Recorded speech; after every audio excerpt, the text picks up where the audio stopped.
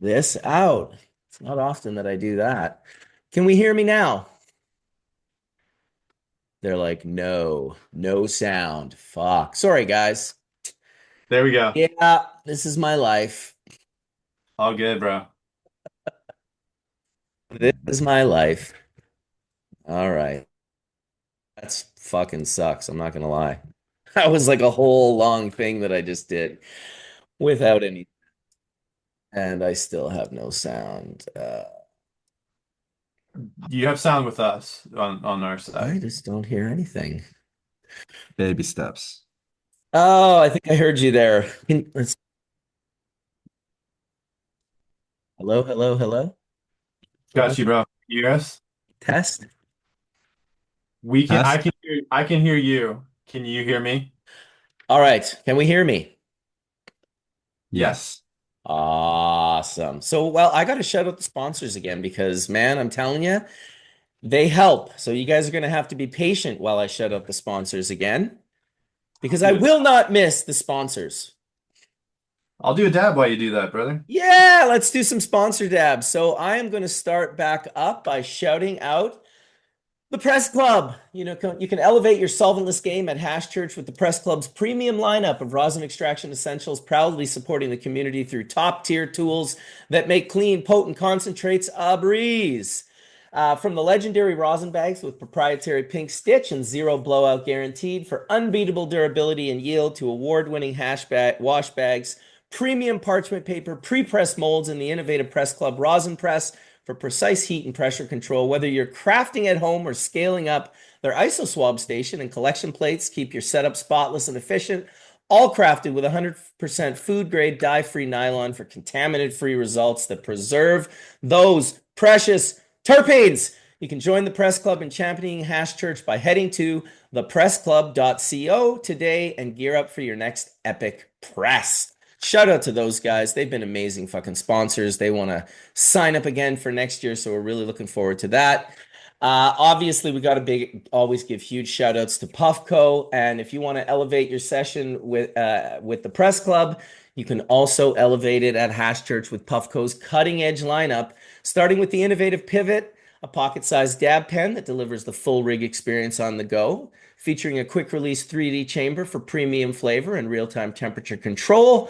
For epic group rips, dive into the Puffco Peak Pro, powered by revolutionary 3D XL bowl technology that offers a 78% larger chamber for 2 times more vapor, even heating from the sides to preserve terpenes, and an XL joystick for fuller loads with less reclaim.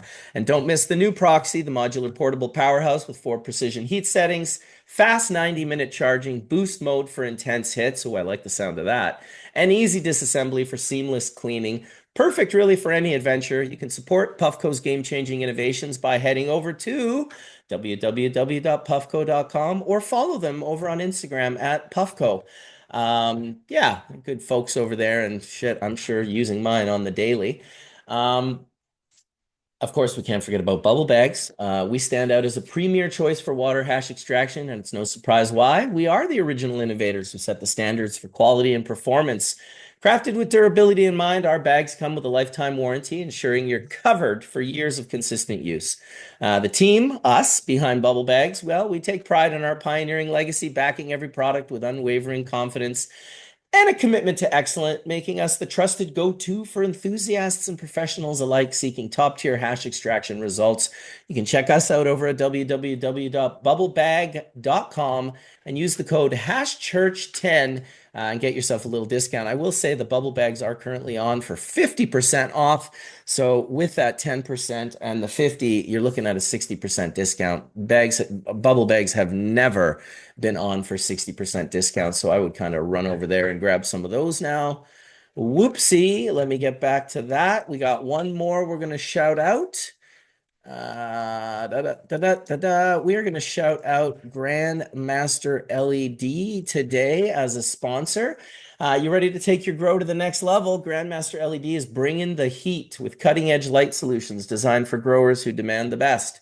Whether you're battling pests or chasing perfect yields, we've got you covered with the latest innovation, the UVC Tarantula Predator, the ultimate IPM bug light.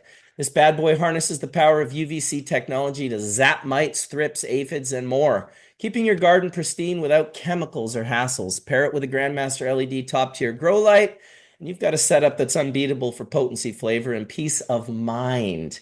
Waterproof, daisy chainable, and built to last, the Tarantula Predator is your new secret weapon. Turn into Hash Church to hear the pros rave about Grandmaster LEDs, then grab yours at grandmasterleds.com. Use HashChurch15 at checkout for an exclusive discount. Light up your grow the Grandmaster way because your plants deserve the best. If HashChurch15 does not work, try HashChurch10. Not going to lie, I fuck that up every once in a while. But there it is.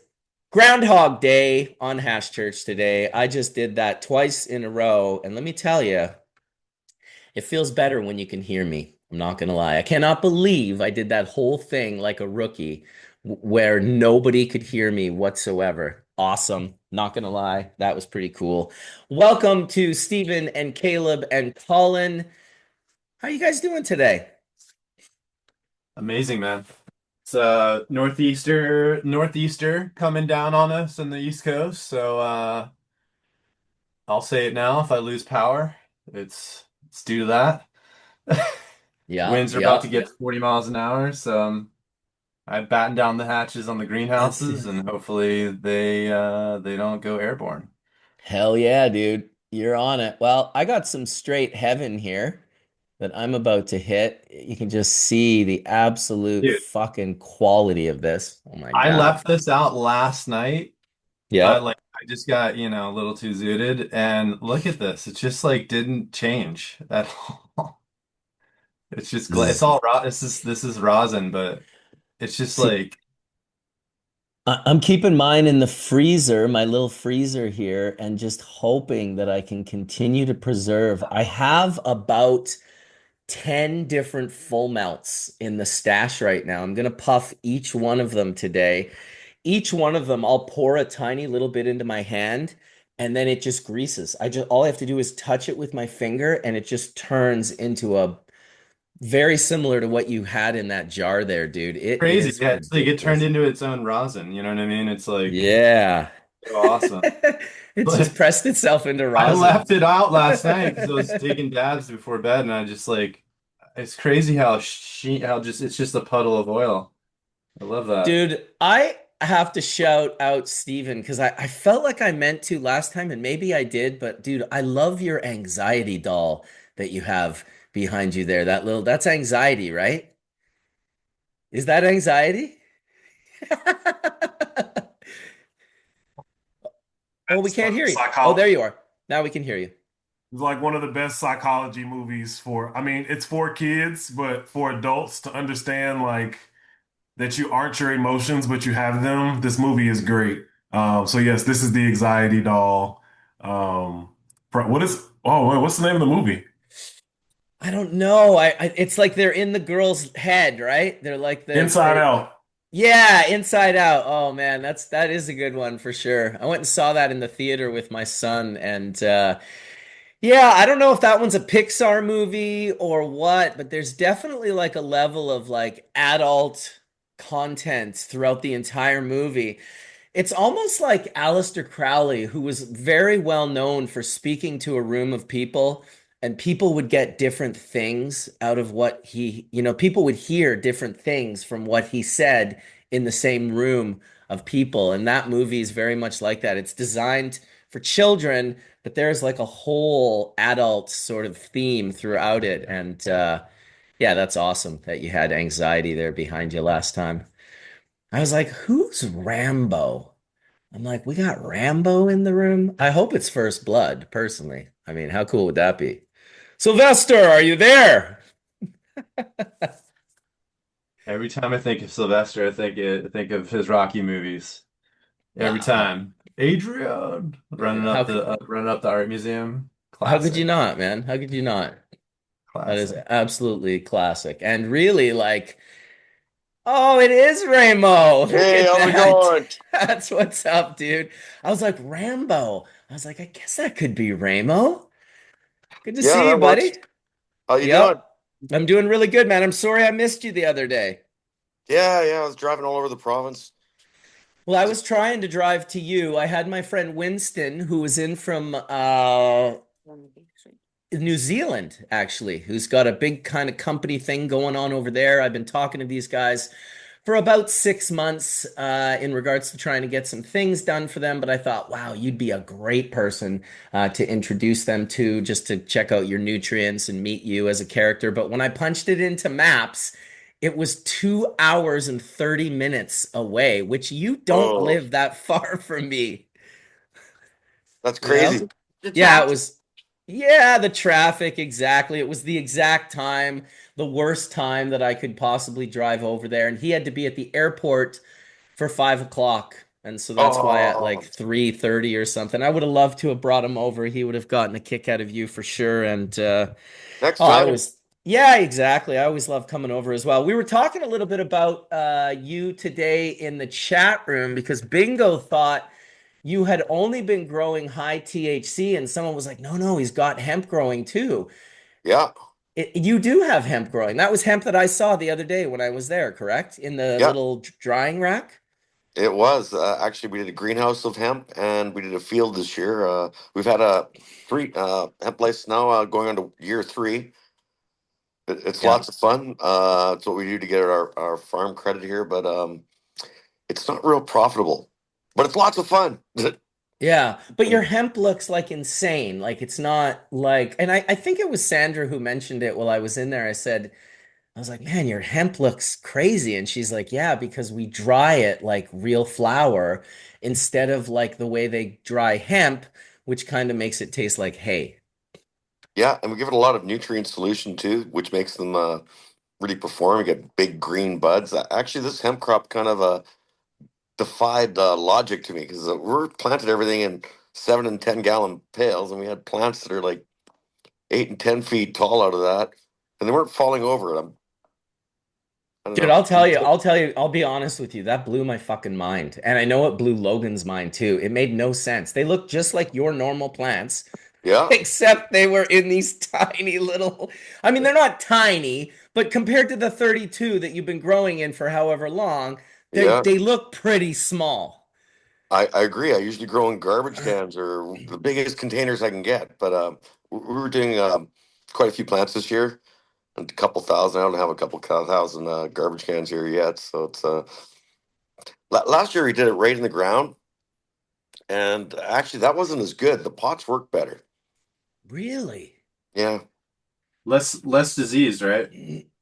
Well, the thing is in the ground, they're kind of prey for slugs and bugs Mm. and everything. And it seemed when you put them in a pot, a container, slugs had a hard time getting to them. Cool. So less pressure from just the natural environment you found Yeah, but overall. the only downside is that they needed right in the middle of summer, they need to be watered twice a day, so it's very time consuming. Excuse you on Well, the next time. that's why you got a swan. Yeah, Swan is he's great. He actually grabbed the bull by the horn many days, and he was out there watering plants. He had heat stroke out there a couple times. It's Dude, crazy. shout out to Swan, dude. He's been with you for so long. He's been so helpful. I just kind of feel like, how could you do it without Swan? So here's Ramo's hemp field that just makes no sense whatsoever. He's got these tiny little buckets. They just look so big and full and complete that it just doesn't like, I don't get it, dude. I don't understand. Also, walking through the greenhouse with Ramo was probably one of my favorite things to do. He's just got a little greenhouse on the side there, and I walked through with him, and he was I'm like, hey man, how many plants you got in here, dude? Without even like a blink, he's like, I have no idea. He says, I have absolutely no idea how many plants are in this greenhouse, but my God, were they fucking Oh, awesome looking, dude. well, you want to hear something really crazy? You know how Yes. many plants were in the field? Yeah. Everything in the greenhouse and everything in the field was all in the greenhouse in the spring, and that's how much grew. I didn't really Whoa. expect it to get that big. So Right. yeah, that's kind of why they were in that size of pot. We figured, oh, we'll probably get plants, like maybe 3, 4 feet tall, and we'll be good. And I didn't think we get 10, 12 footers out of that. That was crazy. It really So, was. I'm well, trying to once, open up. Go ahead, so Colin. like, for the the guys that are doing traditional agriculture out there listening in, like, you obviously have a method to the madness here. Like, what's the EC that you're targeting, and like, how are you, to get the plants that big, that you gotta be aggressively feeding it, but Oh yeah. also somehow be balanced, right? So it's got to be some secrets in the sauce here, right? Well, here I'll reveal the big secret. We were just pounding those plants at a 3 EC, and they really responded. And that was it. We didn't use any crazy microbes, no other crazy feedings, just lots of plant food. And it really worked. Actually, it's pretty much the exact same plant food we'd give to indoor plants. And here's the end result. It was nutty. It's glitching out for me. Is it glitching out for you guys? Yeah, it's like an effect What the almost, right? fuck? Yeah, Maybe that's weird. try I'm gonna have to It was stop kind of it. cool. No, it's just gonna listen. My computer lets me know every day when I'm not gonna do something, and I'm not gonna do that. It just told me, no, you're not doing that. But but I'll figure out some pictures. but those plants look so healthy, and they look like they're enjoying the schedule, it's cool. And so how many different varietals were you just growing, like a sea of different things that you're just interested in? Like what's that? No, Um, actually, this crop was about finding out what works on our farm. So we had 4 different varieties, okay. and what we found really works because we did 2 auto flower crops in the spring, and we had already harvested those by the time Bubble Man arrived, and those were great because in 11 weeks they were like fully budded out, and we cut them down, and they were great, and they're like 10% CBD. They were with Herbal Dispatch, but they just sold out. That's Oh, great. really? You had that at Herbal Dispatch? Yeah, We did. yeah, you had the joints. It was a good deal. You get 3 joints. I think they were like 4.95. They're Okay. hands. Wow. Yeah, So people are Hmm. responding to the idea that, like, they want, more of a spread of cannabinoids, if you will. And they're looking for that experience. That's awesome. That's I've been more and more being approached by people asking, like, "Hey, do you guys do any, like, hash that's just CBD with like other, low amounts of THC?" So that's interesting. Unbelievable. It's The, like a vid- theme, across the the world. video was perfect, and I was watching it. I was like, "Oh, it's gonna work." I put it on the screen, and it went to the robotic version. But oh no. regardless, it's beyond impressive, dude. It's kind of Thank you. ridiculous. I don't know. Yeah, I just don't know how you got plants to look like that in those tiny little pots. I've been trying to do it on my deck for some years, and I've had some luck, but not like that. Steven, you've got your hand up. What do you got to say there? So you said you have to water them twice a day. Twice a day. I'm sorry, what was that? Yeah, he glitched out there as well. I Yeah, didn't I hear think him he very said, well. was he asking if we watered those plants twice a day? Yeah. Definitely. If we didn't, they would be Okay. wilting horribly. So when I see big healthy plants like that, Yeah, what I imagine, because if they're drinking twice a day, in my mind they're eating twice a day. yeah, So for your plants to get that big in their veg cycle, that means every morning you were showing up and you were seeing robust new growth every morning, essentially. yeah. Actually, some days it was like 6, 8 inches of growth in a day. It was crazy. But those things we're drinking, like the greenhouse would drink about 1,000 liters. We had 1,000 liter tote for the greenhouse and 1,000 liter tote for the field, and uh, both places would consume both. So 2,000 liters of nutrient solution a day. It's expensive, but it was worth it because look at the end results, right? Yeah, well, Yeah, and that's all your vegetables looked like that too. Your peppers and you had corn in tiny little pots that were like 7 foot tall corn plants. Oh Like it yeah, what the bears got those. the bears got them? Yeah, they ate the corn. I got 7 years Oh, off of them, and I figured, oh, I'll just leave it up. I made a video about it, and I was like, oh, I was really proud of this video because I've never grown corn before in my life, and it was beautiful corn. I figured I'd just leave oh. it up, let it fatten up, and ripen up. The next day, all the plants were on the ground, and every year corn was gone. It was heartbreaking, terrible. But we had freak show tomato plants. They got 10 feet tall, which again, I didn't expect them to get quite that big. And they're very productive. Actually, we got a couple still alive right now that we're picking tomatoes off. The peppers are the most mind-blowing thing. Remember all those peppers plants I showed you? That blew my mind as well. It was ridiculous. Well, they're still living here. I'm gonna bring you to the pepper plants. I got these ones. They're called Hot Portugal. And they're almost a foot long, and they turned red. They were such small plants, and they had giant peppers the size of softballs, like four of them on one like tiny pepper plant. I was just like, dude, what the fuck are you doing? Oh no, they were pumping out peppers all summer. Actually, the one that was the most productive is this one here. It's called Burning Bush, and you see all the orange things Oh all over. wow. Yeah. Yeah, like literally, we probably got 100 off of this one. Look at these. Can you see that? That's That is the incredible. biggest pepper I've ever seen. I don't know if that's coming in. That's a big red thing. I don't think Like, it There we mentioned go. Now you're pinned. Now we can talk without stealing the camera away. But yeah, that's pretty awesome. You gonna And make then some hot sauce? I haven't tried these ones yet. And then I got this thing here, this red cayenne. Nice. Yeah. The other red ones on What that. was different about you guys' summer, this most recent summer, than normally? Oh, it was a really warm summer. Not too much rain. It's really Dry. good. And then Yeah, these environmental pressures aren't bad things. If you can adapt, the plants will also adapt with you. So it's impressive seeing this. and then A- And you've obviously jalapenos. fed this all Ramo nutrients. Absolutely, Rainbow Elements, the powder. Um, Okay. actually, my biggest accomplishment this summer was I grew my own Greek salad. Everything except the olives. So I did the cucumbers, um, the onions, the peppers, the tomatoes. It was awesome. Salad achieved. Does speak volumes for your nutrients. I will say that because you're I don't even know how to say it. You're just, there's a ton of nutrient companies. There's lots of different ways to grow weed. I know you've been growing weed for a long time. You kind of fall into a category very similar to Skunkman Sam because you're one of the people that like have always sort of had this super deep appreciation for cannabis personally for you.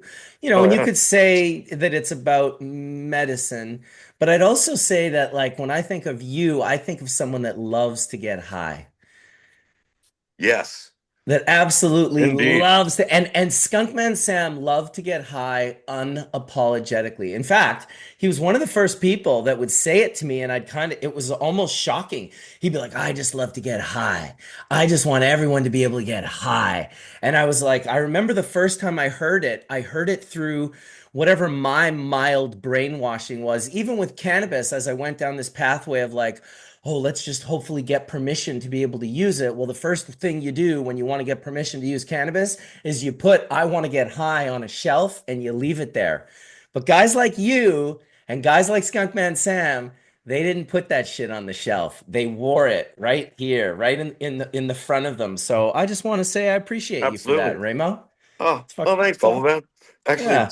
on an off note here, we did a rock video with Danko Jones, and it's called "Do You Want to Get High?" And I'm actually in the video halfway through, but it's all my plants in the video and all my stuff. I don't know if you've seen it, but it's crazy. Well, we got Danko, a Danko. yeah, Danko Jones. Do you want to get high?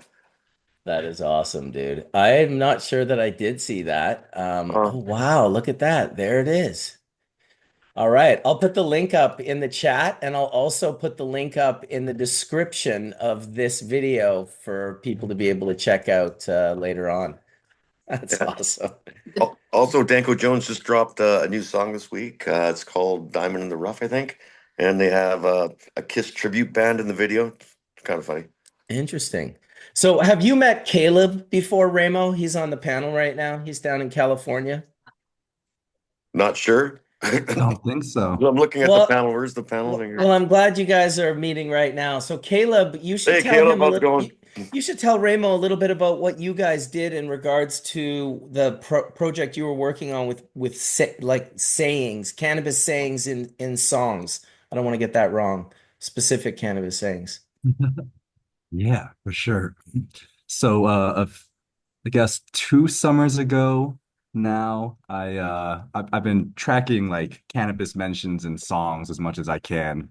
Yeah. I feel like since middle school, and I've got this big old spreadsheet, and I looked at cannabis mentions specifically in like rap songs, and I looked at like different terms that correspond with cultivar names, right? So like, Yeah. you can find the first time that any slang term related to cannabis is used in a song, whether that's dank, whether that's chronic, might even be a whole album name.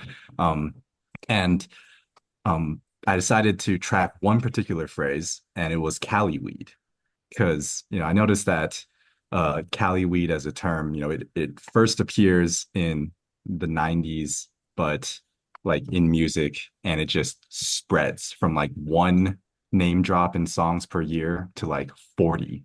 And then the Wow. most interesting thing was that like eventually all the name drops of Cali weed start happening outside of Cali, obviously, and not just outside of Cali, but outside of America. And like nowadays, if you just take the random song that was dropped in 2025 that mentions Cali weed, chances are that it's from Europe and that it's from Germany. Yeah. So like there's a whole, I think, every single wave of legalization that we've seen in different countries, like for sure, music and the cultures that are vibing to that music and spread and listening to that message, it's the reverse brainwashing, you could say, bubble man, like you were saying before, where everybody, even if we are cannabis consumers, there's still a little bit of that dare bullshit floating around in the mind. And it takes people like Skunkman Sam and people who are unapologetically, enjoying the high to really break through that for the mainstream, I think. So thank you for doing that too. Hey, Caleb, can I add a couple to your list that are Canadian artists? Of Because course. you probably don't have whole lot of Canadian artists on there. Like you probably got a lot of Americans like Sublime, etc. It's Mhm, uh, mhm. okay. One is she's actually a woman from Winnipeg. Her name's Ruby Waters, and she has a song called Supernatural, and it got banned from YouTube because she smoked weed in the video and she appeared nude. So, Double but whammy there. but it made it on the radio here, so it's actually super good. The other song is from a band that I've got high with many times, and I've seen so many times in my life. They're called Monster Truck, They're not and together anymore though. yeah, they unfortunately broke up. But they have a song called "Don't Tell Me How to Live," and one of the lines in there, they talk about smoking a little bit of weed. So it's there you go. There's two more for the list. That's great because it's really those like subtle, super subtle mentions that are like the most, get in your head, get in your earworm. I have a little tiny anecdote, but recently we were at a legacy genetics community meeting, and this person was like, "Oh, the first strain that I know of, like name strain in California, obviously it's Colitas, right?" And so they're like, "You got to track down this Colitas strain." And if anyone knows what they're referring to there, it's the colitas that are mentioned in the opening of Hotel California by Eagles. And Oh, cool. colitas there is almost certainly referring to like little colas. And it's just referring to some high grade Mexi that, they're smoking in the desert while driving through in what used to be Mexico. Nice. That's crazy. Do you have a list of stoner rock bands going too? Yes. Like Fu Manchu and what else would be considered stoner rock? Monster Magnet, one of my favorite stoner rock bands. Or every reggae band ever. Well, there's that. Slightly Stupid. You know, Dude, slightly stupid. Here's a slightly stupid story for you. This was years ago. This was yeah. like, honestly, like early on, like maybe, I don't know, like maybe '05 or '04. Fuck, I don't even know. Maybe it was before that. I know that I was on Overgrow as Bubble Man. Yeah. I don't think I had shared many photos or videos of myself. It was pretty early on. I don't remember really the accurate history of that, but I was backstage and it was Snoop Dogg and it was Slightly Stupid was opening for Snoop Dogg here in Vancouver. You and Sandra were probably at this concert. Can't Great. remember where it was, but I was just sitting kind of on, like, I don't bug people backstage. I don't, like, it's just not my vibe. If I can connect with some cool musician that I appreciate, then awesome. But it's like super rare that it happens like that. Mostly it's just awkward. I will say the one time it did happen was fucking at the vegan buffet backstage with the Beastie Boys smoking hash out of an apple pipe. That's a story for a different time. That sounds epic. Anyway, it was epic. Anyway, because those guys don't let anyone backstage. So their backstage area is fucking empty. It's just them. It's just them. That's it. Nobody else. Perfect. But at this particular one, this guy comes up to me and he's like, "Are you Bubble Man?" And I'm like, what the you know what? It had to be even later because he said it wasn't from Overgrow. He knew me from IC Mag, which was Gypsy Nirvana's internationalcanographic.com. I don't know Yeah. what year that came out. I can't remember what year Overgrow got busted. Was that '05, Colin? You're muted. I think so. I remember everyone sending emails on Hushmail to like, yo, you got to watch out. It's all happening. Someone's gonna come knocking on everyone's door kind of things. Yeah, Um, just Richards apparently. right, totally. I mean, it's insane. Well, Bog, I mean, moved from Montana. I'll never forget that moment.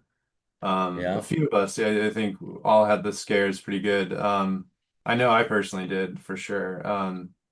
Well, But anyway, I think you're right. It's 2005, but I think yeah, so IC this would have Mag been started '06. maybe like the year before it all went down. Like Gypsy had started it, so maybe you'd Yeah. put here. You know what? I'm gonna do a thing. I'm gonna go and sign Yeah. in Go look.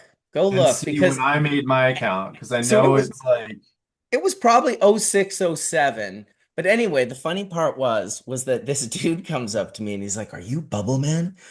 And I guarantee it was the first time that anyone had asked me that. And I was just like, "Yeah, actually I am." And he was all like, "Holy shit, dude, this is crazy. You taught me how to make hash." Like it was one of a very early on trippy experience of someone recognizing me. Anyways, like, dude, can I take a February picture? 6th, 2006, dude. That's when I joined. So I would imagine it started the year Yeah, before. yeah. Yeah, so '06 sounds about right.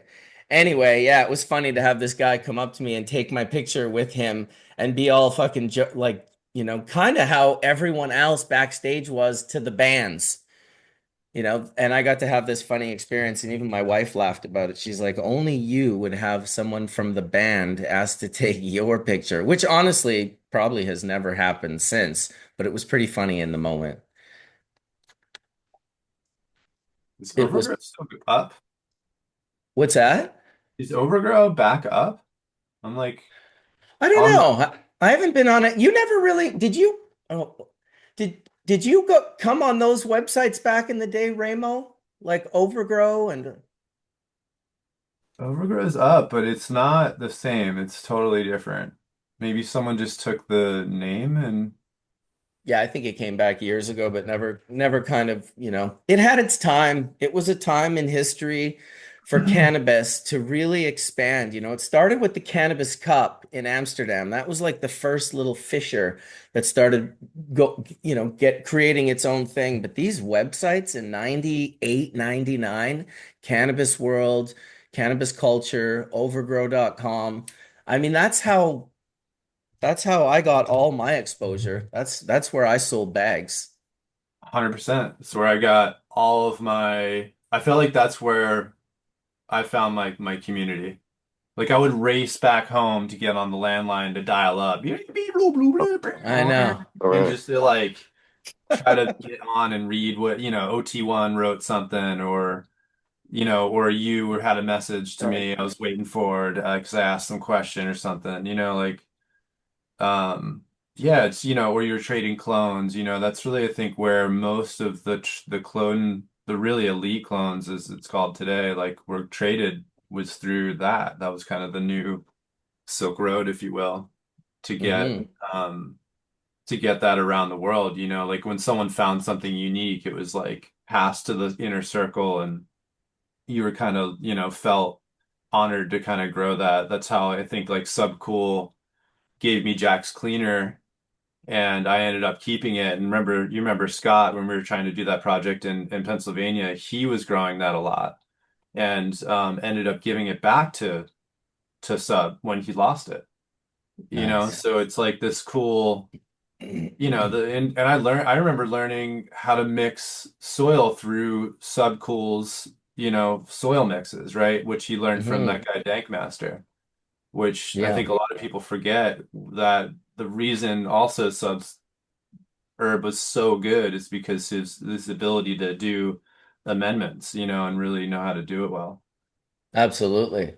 you Yeah, know. no, So, no. but yeah, really interesting moment in time because I know, and honestly, I was even before the I got to shout out the IRC channels that happened where that's where like Dankmaster and a couple other individuals that were really started Overgrow based on that channel. Um, it's cool we had that, man, because that's like where like Sam was even on there. I remember asking him, you know, about Calio and Jingles, was his handle. So On it's IRC. Yeah. IRC was a internet relay chat, right? Mhm. And that Right. was like this private channel that if you could get to and you get your own personal password, you could sign in. It was like other growers at that time. This is like 96, 97. Right before Laughing Moon came. You remember Laughing Moon, which I think was Mark's? Wasn't that Mark Emery's? I don't think so. I think that one was for the maybe Quebec, like Got it. the I just remember Laughing Moon for like a moment. I also remember the BCGA, which is also really was an instrumental forum where Vic High and even Mr. Soul would post stuff on there about breeding. I remember being obsessed with those two's exchanges on there, trying to, Hmm. decipher like, the males and females that they would choose to do their outcrosses, and they'd throw up like the Y graph, the graph of how they selected the offspring to then breed.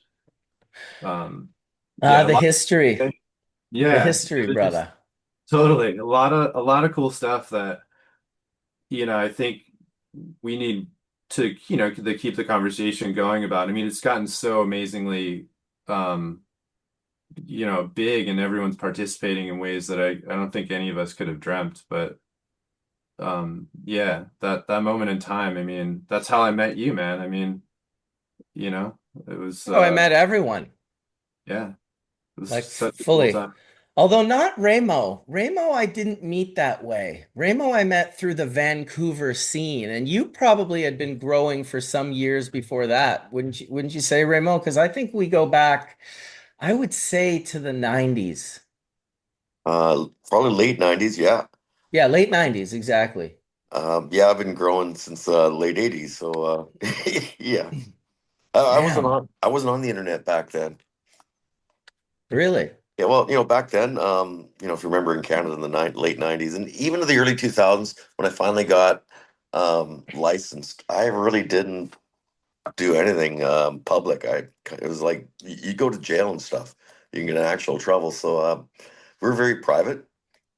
And what actually brought me out is I got busted, um, which was crazy. That'll do And it. yeah, I was growing 4 lights worth. I think we had like 31 or 32 plants going, and a couple trays of clones, and they came in and they busted me.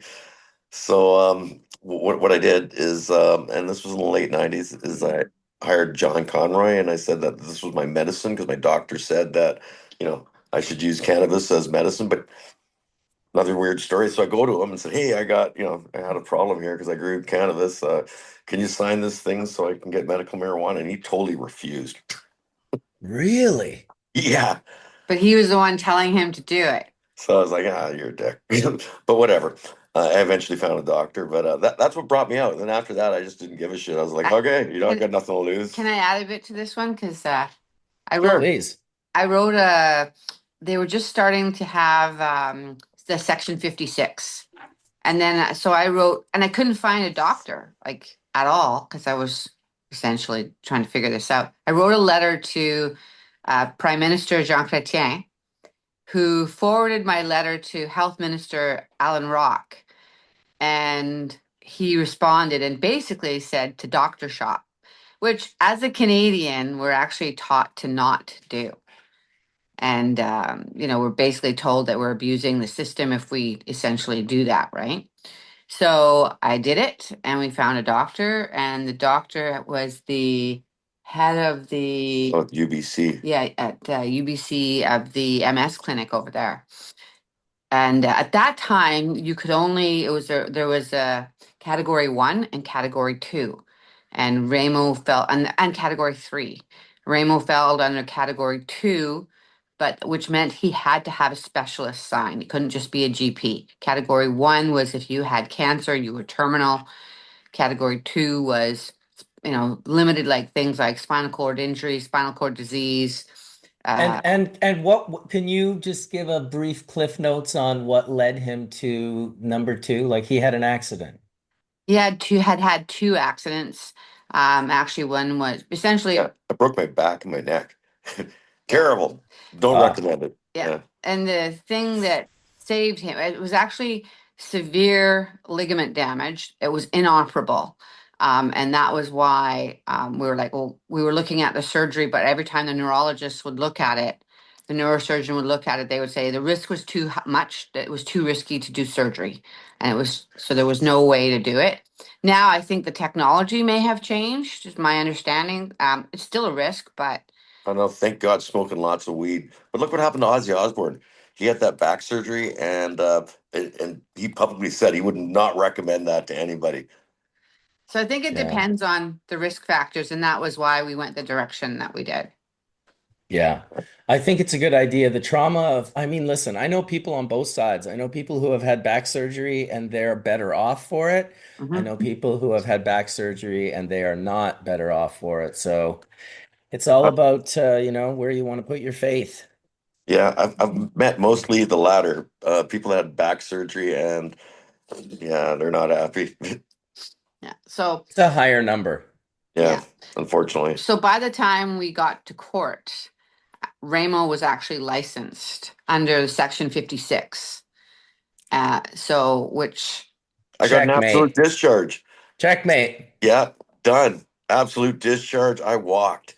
And you know, Fuck the yeah. really good thing about that is that we set a precedent in our legal system that many others that were in the same predicament, that were patients, that were unlicensed, that had a legal problem, they could use this to, get out. So it was a good thing. So That's something incredible. positive. What year was it that you got busted? Oh shit, that was 90. no, Michael was born in 99. So it was 2000. Oh, it was 2000. I thought it was 99. No, Okay, 2000. 2000. Sorry. Okay, Yeah. mine was 98, and I also hired John Conroy as my lawyer. Nice. So we weren't Yeah. too far apart having our experiences that seem to lead us very much in the direction of our lives.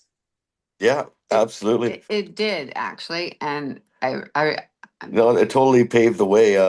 If that had never happened, I would have just never gone on any internet or done anything like that. I would have just been hiding, growing my weed and doing my thing. yeah. Dude, and the world would be worse off because of it, dude. You're a character, man. It's good that you are out and public. You're the most public person, dude. You're Oh, thank hilarious you. to go to a cannabis event, dude. You go to a cannabis event with Ramo, and you could just be like a block away outside in the city, and you are getting stopped. You are getting stopped every every 10 feet by the happiest people that are just so happy to see you in real life. They're like, Remo! Such excitement, such awesomeness. And then, of course, it's like, hey, you guys want to get Uh, high? It's like, sure, let's smoke a joint. Now, these guys are all smoking a joint. I can only imagine how many people you have met like that. It's got to be thousands. yeah, but this week I went to two cannabis events. up in the Okanagan in Kelowna. I went to the Tether event, and we went to StratCan. And both these were very corporate events and very dry. So when I go to these events, what I try to do, literally, I tried to smoke the most weed at StratCan, which was awesome. So we had this session, and Keyshawn sat down next to me, and we just started rolling weed, and more people started coming over because I find these events are very dry and boring now. So by doing this, it kind of made it a lot more fun. It made it more bearable for me, that's for sure. I've sat next to you at these very events you're talking about outside on a picnic table and watched you roll joint after joint after joint. The funny part of your story was that we try to smoke the most cannabis. Yeah, no, I Really? definitely try. Are you Um, trying? Because it seems to come very natural to you, Raymo. I'm not sure how much well, effort you're putting into this. it is lots of fun, right? And I know this is hash church, and I'm smoking weed, and this would be considered pre-run. But this is how we get hash is through weed, right? You're smoking Ramo, the pre-wash. Yeah. yeah, Ramo is a really a real hash consumer though, and then I think that's a lot in part because of you. Well, all I know is I envy his appreciation and enjoyment of joints because I just can't get back there. I've tried. It's not working for me. And I used to love joints like at least as much as he currently does. Like that's how much I love joints. But yeah, it's been like 25 years since I smoked a joint. Well, we can smoke hash joints, or remember that product, Hash Hits, which I Yep. thought was a brilliant idea, by the way. Yeah, we got them right here. I'll bring some by and we can smoke. In fact, I'll bring these by. Okay. We've got a two-parter because we've got these fucking giant temple balls that I made, and I made quite a few of them. Holy smokes. Yeah, they're all like it's really soft too. Like it's like really soft like Play-Doh. I could form this into anything that, within reason. Looks Um, amazing. so, so yeah, we should do a little puffy puff of that. And I have like oh geez, like a few different ones. I think I have five right now. And you can see like different colors, different sort of sheens to them, different flavors. These temple balls are now about a month and a half old. Holy. And so yeah, it would be nice to get your opinion on them. I got some smaller ones that are a little bit harder that I made as well Nice. with Nice. CBD, and I got a Cuban Links one that is An Easter egg. yeah, Dr. David Allen, how you doing, man? Good morning, Bubble Man. Good morning to you. Nice to Ramo. see you. Hey, how you doing? I'm doing quite well, my friend. Nice. For the audience, Ramo is a monster cannabis guy. And Oh so no. he's my hero, Thanks. and he should be your hero. You should know about this guy. And so I knew about him because I was kind of out of a job and I was trying to learn how to grow. And I started watching YouTube, and Ramo the urban gardener, right? Urban grower back then, yeah. Urban grower. Now we're Urban Ramo. We've upgraded. What? And so I was studying this stuff that he was doing, and he has more experience at going to different grows than any human on earth. And I was recording all of his shows because I thought to myself, wait a minute, YouTube will have to be blocking this sometime in the future. And I better preserve it now because it won't be here in the future. And so I recorded about, I don't know, 40, 50 shows that he did and had it on DVDs. And after I got busted, all of that disappeared too. Well, So my library was destroyed by the police. yeah. You know what's So funny? you're my hero. Thanks, Dr. Allen. And your wife, Sandra. Oh, cool. I'll let her know. You know what's crazy is I did 100 episodes as Urban Grower, and none of that is on the internet anymore. It's all gone.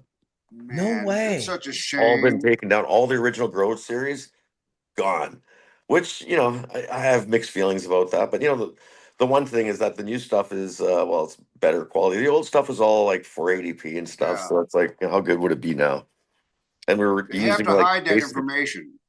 it was the entry level stuff. We showed important things, showed different grow rooms, but we showed how to set these grow rooms up, and how to use them, and in different grow scenarios, but just not here, around the world. Like I shot stuff in Spain, shot stuff in Holland.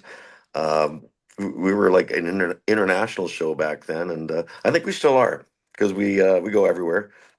Yeah. Definitely you are. Yeah, everywhere Yeah. except United States. It seems their borders aren't cool. Well, I haven't gone there in 28 years, but I'm trying. I'm trying to get down there. I'm not gonna lie. I got things to do and people to see, and it would be fun. But Yeah. yeah, Jamaica too, Ramo. You filmed in Jamaica. Jamaica. Actually, that was some of the most epic video I've ever shot in my life. Is when we met the doctor together, and we climbed up, we scaled that cliff. We're going up that cliff, and we are sweating bullets, and we're having a hard time. And he hasn't got one drop of perspiration on him whatsoever. Like he's like no problem, and we're dying. Dude, he was also climbing in shoes that had no shoelaces, and the tongues of the shoes were flipped out outside of the shoe. I will never forget that. And that wasn't just a cliff, it was like made of coral. It was like coral that has come out of the ocean, just a coral wall that we were climbing, sharp and Very like sharp. Yeah. not safe in any way. I'll tell you, I took Pete Brady up there and he damn near died. Like you should have seen him when he got to the top of that thing. He was just Oh like, no.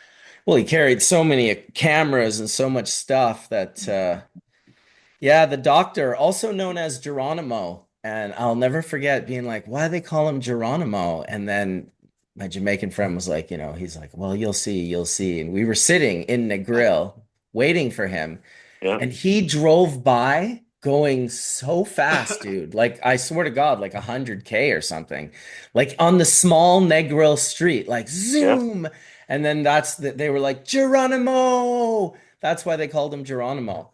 Because he No, it's was like crazy. yeah, he was ripping. But we knew him. He picked the doctor to be on for videos. He didn't want to Right. be Geronimo. He's like, no, no, no, we got to pick a new name. So like the name that we knew him as was Yeah. really just a freshly new name. What a good human being, I will say Yeah. about that character. But you know what the cool thing is? I remember we climbed all the way up there, and we're filming his plants and talking about plants, and we went to that little hut, and then he was telling us about because I asked him, have you ever been busted? And he goes, yeah. They came and took all the plants, and he told us that he just came back and planted in the exact same spot again. I know. Yeah, and just kept growing. Like, and that was like, that's cool as fuck. Yeah, Smart it's guy. pretty crazy. Yeah. Yeah. Why give up a He's good spot, right? Well, and more importantly, which I will say is that he grew exceptional cannabis. Like the cannabis he grew made some of the nicest hash that I made in Jamaica, period. Like it Crazy. was it was exceptional. It was to me that's the most important thing. That's what kind of always blew me away about you, dude, is that I don't give a fuck about big plants or small plants or like all I care about is exceptional resin. And of course, when I first probably got brought into one of your indoor, your little mini 10 lighter or whatever, but it had like the biggest plants you've ever seen. That impressed me, but what impressed me more was when you invited me over to make hash and we made like melty killer full melt bubble. So I was like, Oh okay, so man. not only is he growing these huge monster plants, not only are they completely coated in resin, because when you do macro photography and your crops were some of the best macro photographs I ever took.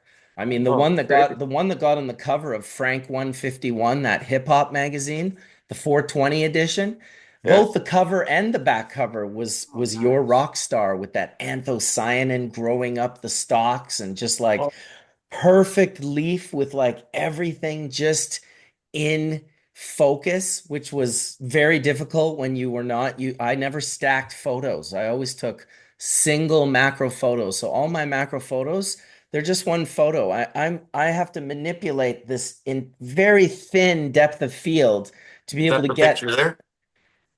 That is not the picture there, but it's definitely part I of remember that you took photo that one. shoot. This one was like a long leaf, like a perfect long leaf that was just stacked with trichome. Oh, that's the one over here. Pardon me. I got it on my wall. Yeah, I This bet one. you do actually. Is Let me that the see. one? Sorry, I have to pin it. No, that's not it either.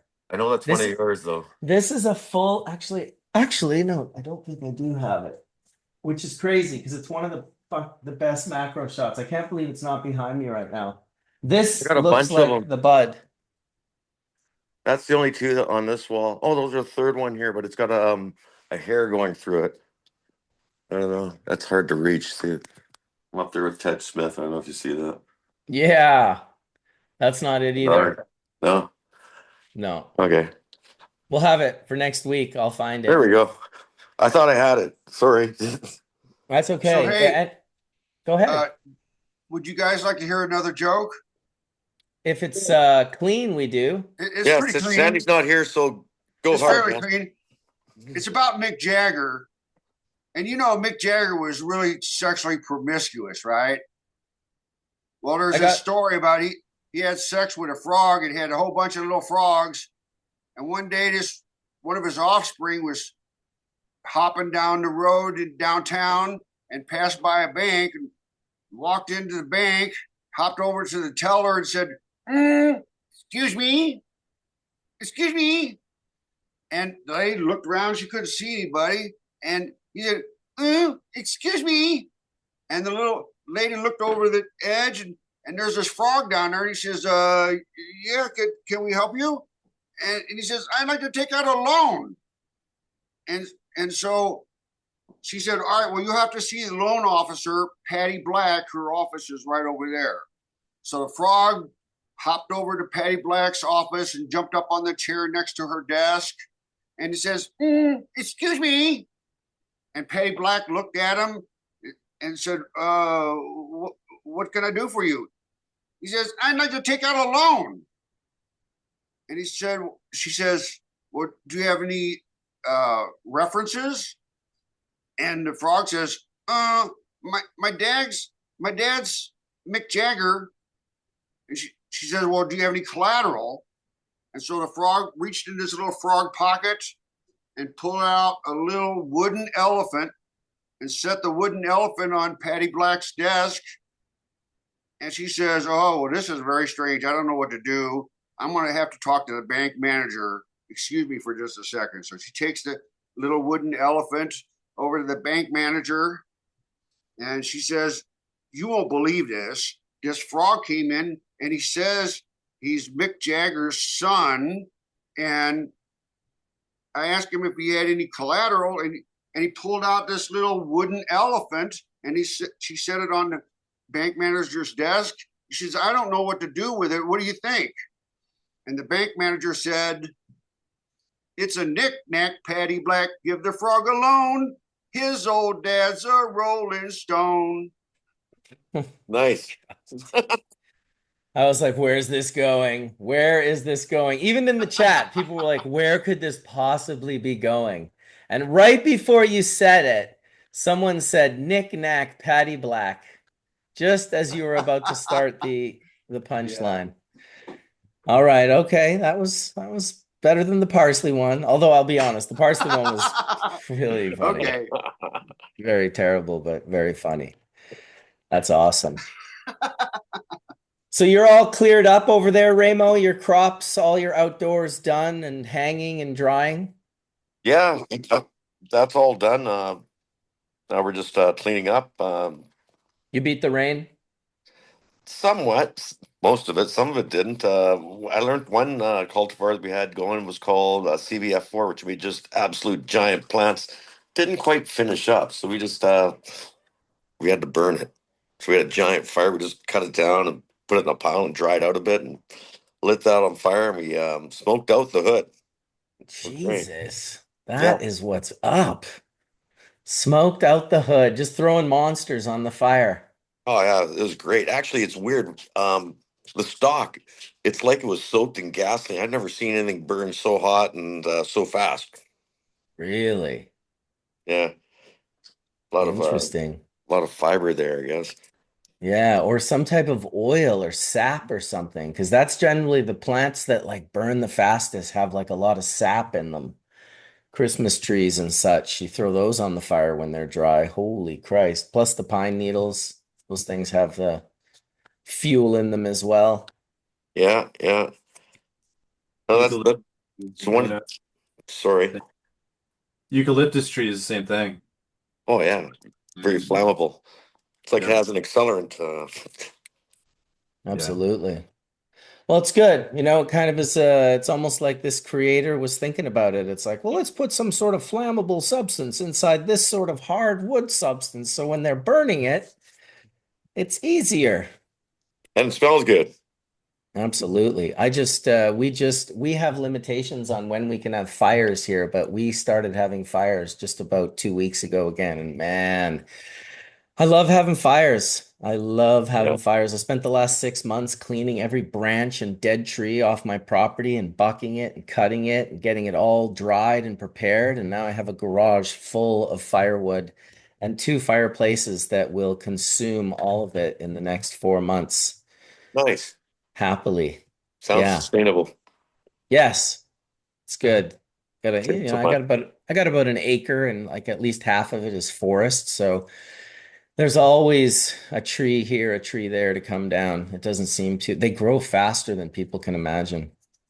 Oh yeah, yeah. Actually, if you leave land untouched for a couple of years, you get trees, and blackberries, and all kinds of Oh stuff my just God. taking And over, right? if you do it for 10 to 15 years, those trees can be 40 plus feet tall.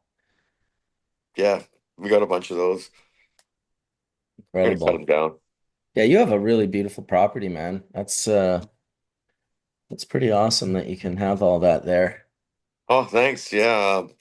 You know, we live in the sticks, literally. I think it's more fun out here than the city. We get like a lot of wildlife and stuff. We get like bears and deer, and we get rabbits and raccoons. Like, we get everything. It's fun. Yeah, You still go four-wheeling. We get lots of four wheeling. I do that in the yard, which is convenient. And we're right next to a mountain, so we can go up the mountain. Next time you come up, Bubble Man, we should go for a tear. And we'll smoke You some took me hash at the top. once. Oh, we will. oh, That's Dr. Allen awesome. came out with us once, ATV. Yeah. I came out, I brought my dirt bike to Maple Ridge once and we rode. Yeah, I, riding's good. I still ride. I just don't do anything crazy now because I'm kind of getting older now, right? yeah, well, I I broke my just, collarbone at my son's birthday party last year at the Whistler skate park. So I feel you, man. Although I have not been dirt biking for the last 3 to 4 years, I'm definitely pulling my dirt bike out this year, getting it tuned up and getting into the bush. nice. That's a Yeah. great idea. It fills my soul What type of year do you do that? Like fall or spring or both? all year Almost round. fun. All year Huh. round, even in winter? I can, yeah. I mean, you can't go too high Right. because there's snow on the mountains, but there's definitely areas that you can ride all year round. Absolutely. Oh, Actually, the Sunshine Coast is pretty good for riding in the winter months. It's low riding. Cool. Yeah, I bet that's beautiful there. Because you guys have like kind of a rainforest-esque, you know, right? Like the forests there are kind of a little bit wetter, right? Or no? totally. Yeah, It's definitely a temperate rainforest. Yeah. lots of It's so vegetation. beautiful, man. Here, Yeah, I check thought this sunset out from a few days ago off my deck. I just remember being there and I remember like it being like that. It was like just it's deep forest, but it's super wet. It's awesome. Yeah, and thanks to mining and logging, there are massive amounts of trails cut through the forest. So if you do appreciate the backcountry, it's hard not to be thankful for those two industries because they're the ones that give you the access generally. 100%. Um, yeah, out east we don't, certain times of year it feels like it, but it's not consistent enough for it to have that kind of environment. Mm. Well, we're living in the land of milk and honey over here, where Ramo can grow giant monster plants in how many gallons were those pots? Did you say 7? 7 and 10 gallon pots. Yeah, it defied logic. Actually, it defied physics as well. I know they looked so crazy, dude, how big they were with this little. I was like, what do you have those like rocks in those things to keep them from tipping? Uh, Only in a couple. Most of them I don't know what the hell. E- I didn't even have to Even put stakes in. even when we were standing on the roof looking down and Swan was mowing the lawn and he was moving one of those plants and it looked so thick while he was moving this plant, and it's kind of going. It's on the video that I have up on my channel of day one with Logan sifting in Chilliwack and then going and stopping over and visiting Ramo and smoking that hash hole you rolled with the gaping hole. Oh, the hash holes. Yeah, those are good. Yeah, I like Yeah, that.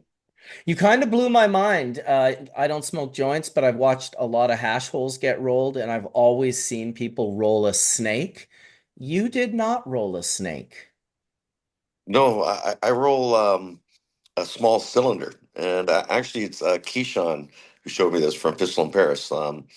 He professionally rolls joints. He rolls like up to 150 joints in a day, and what he does is 1.5 grams of flour, and he puts a half-gram bullet at the front and makes it, maybe a centimeter and a half long, but It's very thick. fat, right? Yeah, it's fat. And what we found, or what he found, and what I've found by doing this myself, is that it's kind of like, it's not hydrochloric acid, but it's like it kind of, that hash ends up boring a hole through the middle of the joint, and it lasts for like almost 3/4 of the joint. You get this hash hole, and it just keeps going with it, and it's bizarre.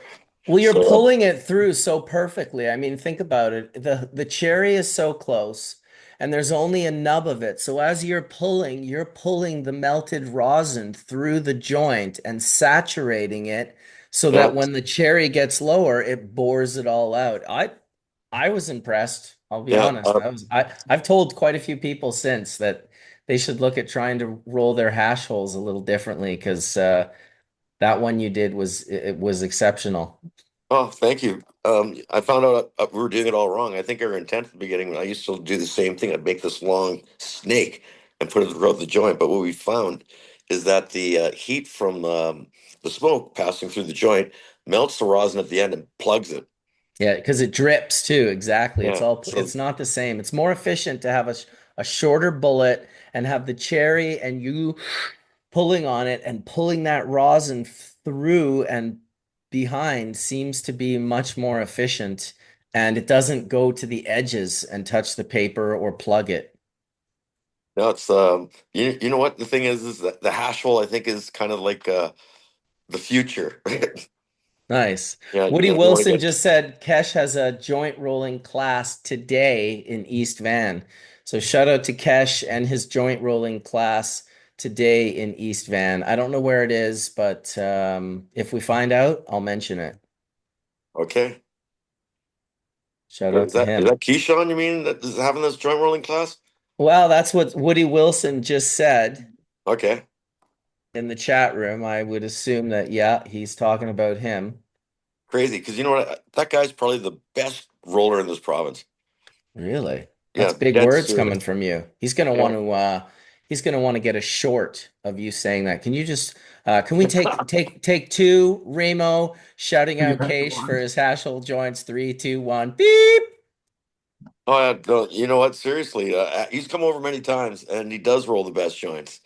Like, absolutely, and he can do it with gloves on, which blows my mind because he has to do it in a legal environment. So he's mastered the art of rolling these awesome joints perfectly with his gloves on. But not only that, he can do volume. He can do 150 up, a day. That's insane. That's more joints than I That's can roll.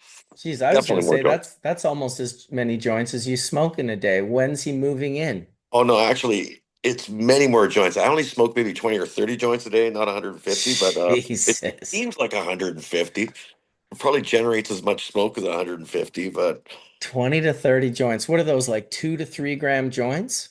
I would say, I don't know, at least a couple grams on average, you know. Yeah. Yeah, they look pretty chuggy. I mean, they're fatties. Yeah, Can't you wait know, I want to to get taste the cannabis. a production setup. You ever do bong rips of your cannabis? I remember when Slinger was like, they were just these dudes in the ni late 90s. They're just putting buds right into a bowl and smoking it. And I couldn't wrap my head around it, but I was also leaving joints behind at that time. But Yeah. he always sort of suggested that, like, if you really want to taste the flower without like anything else, like paper wise and glue, you could just smoke it through the bong and get like that fresh first hit. It'd have to And be a of really course, clean bong though, right? it would have to be a very, like, Like, perfectly clean bong, like a clean bong. yeah. Otherwise, it would be disgusting. And you'd have to keep it clean, like, often, because burning weed through a bong, that is the epitome. When we started vaporizing and doing dabs, that took away all that was bad about bong water. Oh Bong yeah. water is dependent on burning weed or like black hash through a bong with water. Whatever that shit is, you could like, oh my God, the taste of that stuff. Like, I'll never forget my buddy knocking over a beaker bong full of like the yellowest, nastiest shit Oh no. onto my buddy's bed. Oh, and that's all it's gonna smell like. It doesn't matter what you He had do. to get he had to get rid of it. Yeah, it just stinks. You know, one of the grossest things I've ever seen is at the Cannabis Cup in Amsterdam. This is when they only had one cup a year, and it was there. Yeah. And there's a bong smoking competition. I filmed it, and I was up at the front, and all these people are trying to smoke. And I think the fifth guy, um, he did this giant bong toke, and then drank the bong water. I couldn't believe it. Oh Not my drinkable in my God. opinion. How do you do Who that? But he did won. that? He won because he took a big toke and then drank. Like, who does that, right? Oh my God, dude. That's so disgusting. It's insane. People have done that Yeah. many Yeah. before, and I'm sure. But you know, I Oh. got to say that the water that's in the rigs now, especially if you're doing dabs, it actually smells pleasant. Dude, it is pleasant. If you drank it, it tastes like cannabis tea. It's Unless like you're terpene, heating it yeah. up too hot. But if it's a 400, 500 degree dab Fahrenheit, dude, that's just like pleasant. So Yeah. anyway, I never finished the second hash thing we do. So we've got this for the first hash, right? We'll do these. We've got a bunch of different hashes that we can do. We can smoke them through the ceramic tip, ceramic mouthpiece hash hits. But Nice. then I also have, like, I want to say 10 to 12 full melt varieties. So here I have Please Wash Me, which is incredible. Nitro Fumes, Masterpiece, MK Ultra, Sunday Driver, and Planet Bang Bang just on the top. I have more on the bottom. Planet Bang Bang. I recognize that one. Papaya, that could be Poochie's. That's another papaya. And then we have a Yeezy OG.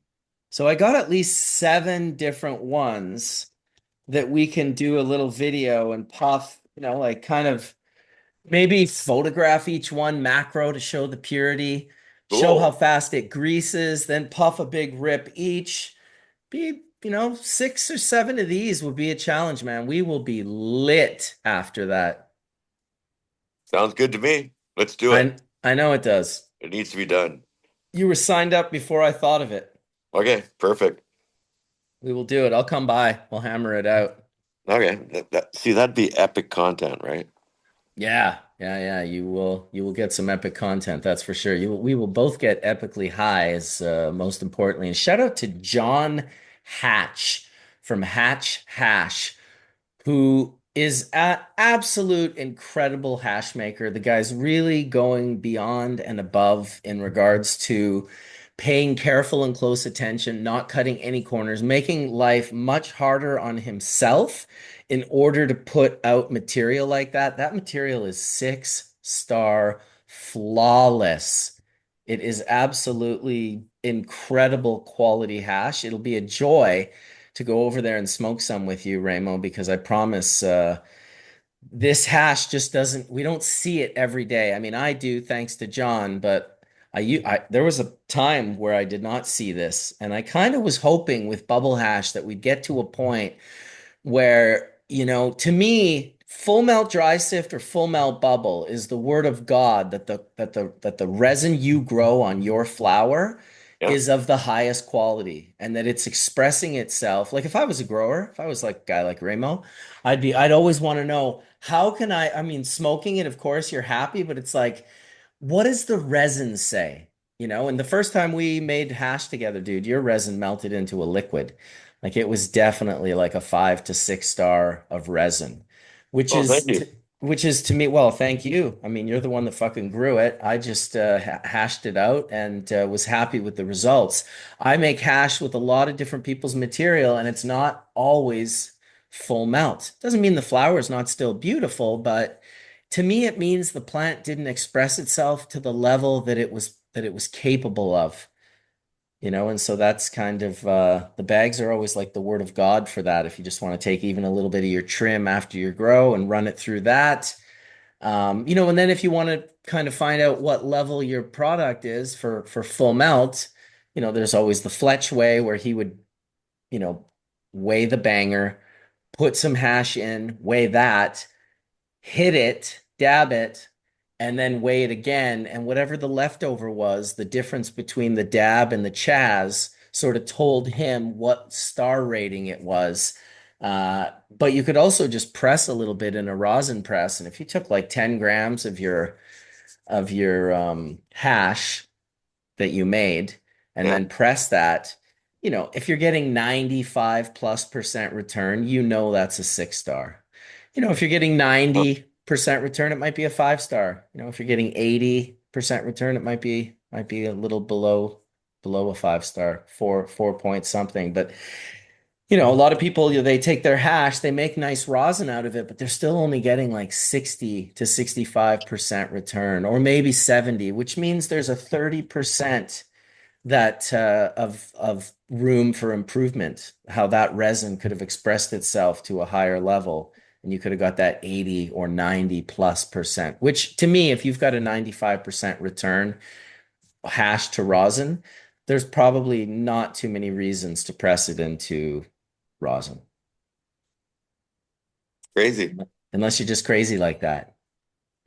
Yeah. No, you know what? I honestly, I think rosin kind of is the top right now. That is like the most demanded extract on the face of the earth. Of course. But I don't know if it's the top, because I think the majority of people who are making it are using hash that doesn't really melt into a liquid. And Right? so taking that and pressing it into rosin, even if they get a 75% return, they're Yeah. not worried about losing 25% because now they've elevated the product to quite an exceptional level. Right. But if we deconstruct it and we say, hey, this rosin's super nice. Can I see the hash that you press to make it? 9 out of 10 of them will say, "Oh, I don't have it." It's like, well, why not? I know why. Because the hash is not a flex. They only want to show Right. you the flex.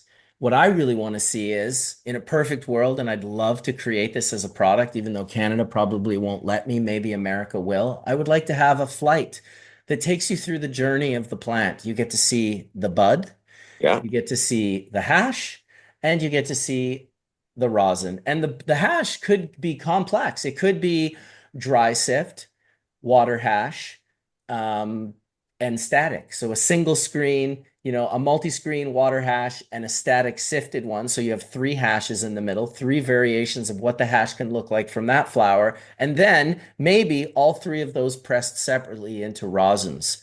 And now you get that as a flight, like that's a product. You just bought a box. It's like, yeah, dude, I want to check this out. I'm going to smoke the flower. I'm going to see how that goes. After that, I'm going to start smoking through these hashes. And then I'm going to get to the rosins, which to me, the rosins should be pressed from those very hashes, even though in a business, those would be the best hashes that would go into the flight. And then Yep. the lesser hash would be pressed into rosin that would go into the rosin. And it's always the economics of legal cannabis that pushes people to do these things. And I don't want to judge them and say they're being stupid because Yeah. really they're just trying not to be bankrupt. And I understand that more than anyone because I was involved in a company that went belly up. And it's not a fun experience to watch people, burn money of a company when and not do the right things. Yes, that's terrible. 100%. Yeah, hurts my soul, but it is what it is. We're doing some of that in New York. It's just we can't do it in I think we could do it in a box, I guess, but we would have to do it. The problem is how would you group it as a product in testing and how would the OCM see it? Um, but yeah, I think you're so right about that is most people don't experience the journey that the actual flower goes through in transformation form. And that linear process is really, I think it's important for people to understand that stuff, to your point. Stephen has his hand up too now. Go ahead, Stephen. Hey, can you hear me okay? We can. Yeah. Yeah, I think a product like that would be something that would be more experiential. So like flights only became popular at bars once craft beer became popular. You wouldn't get a flight of like Corona, Modelo. You see what I'm saying? So like people had to have an appreciation for unique beer before even big companies would start doing a flight at like a local brewery. I say all that to say at a lounge, some type of consumption lounge, that would be an amazing opportunity for pretty much anybody to experience, like you said, raw flower, you know, and pretty much every stage. Because one of the things we taught at the dispensary was if you have people that are coming in and they're buying more and more and more flower, how do you then teach them about, hey, we have Well, this hash. Why don't you try this hash instead of just continuing to buy more flower and actually compare the different experiences? That flight would be a great marker of like what type of experience you have by consuming different types of the same flower. People jump from flower to flower, just consume the same flower in different ways, and even that experience is different.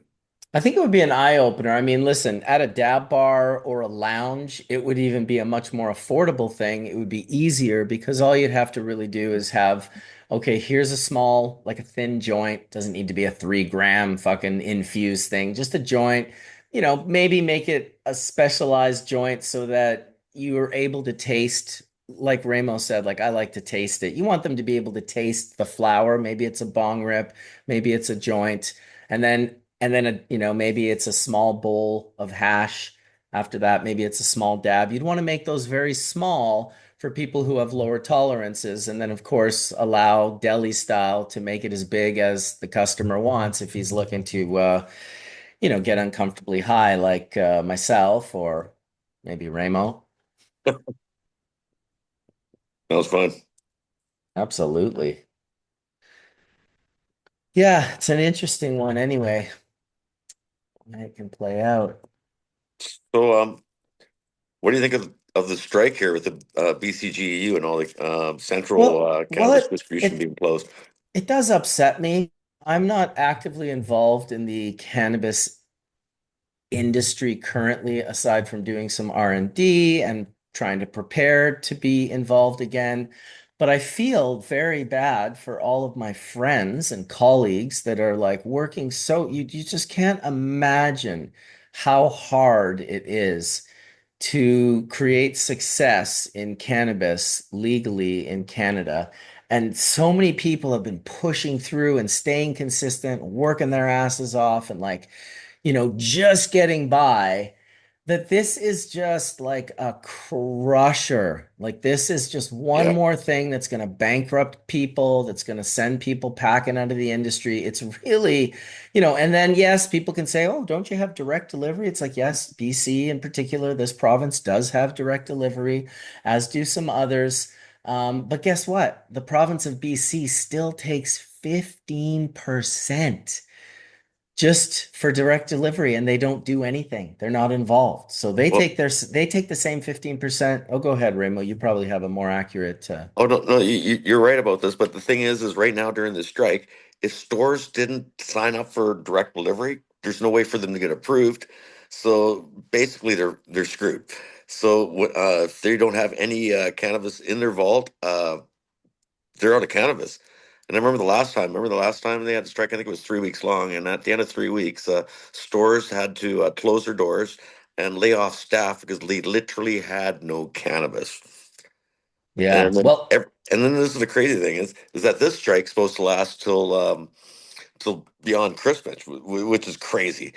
I hope it doesn't. But the thing is any of those farmers that have any of their cannabis in Central right now, because I know that we have 100 cases in with Legacy Legends, it's like in jail. And then at the end of this period, it's going to be all aged out, and they're just going to send it back, and you make nothing. So it hurts the Jesus. farmers, and it hurts the people in between. It hurts the people at the private stores. But here's the plus side. Anybody that has direct delivery figured out, those guys are rocking because the 49 cannabis store owned by the province are now closed because they have picket lines in front of them. So it's less competition. And I think it's kind Yeah. of weird that the province issues licenses for cannabis stores and then directly competes with them with their with better stores that are funded by the government. So they choose better locations, they can better staff them, they cherry pick the inventory so they have better weed there, and They they have can offer way better more prices. product. They have Yeah, way more product because they can just carry everything. And you missed the sickest part.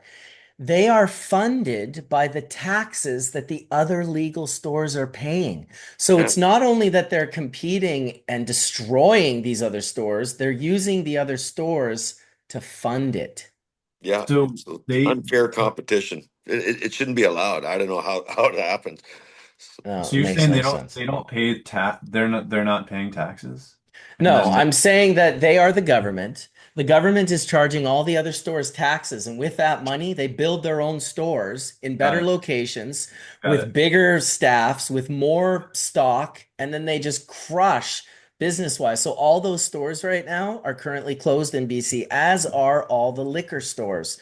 And I Yeah. saw some dudes say that they were hoping to keep it going till the shelves were empty in every store, which is not what you want to hear as a business person. This is crushing to people. Like this is No. especially right before Christmas in this sort of already fairly dead time.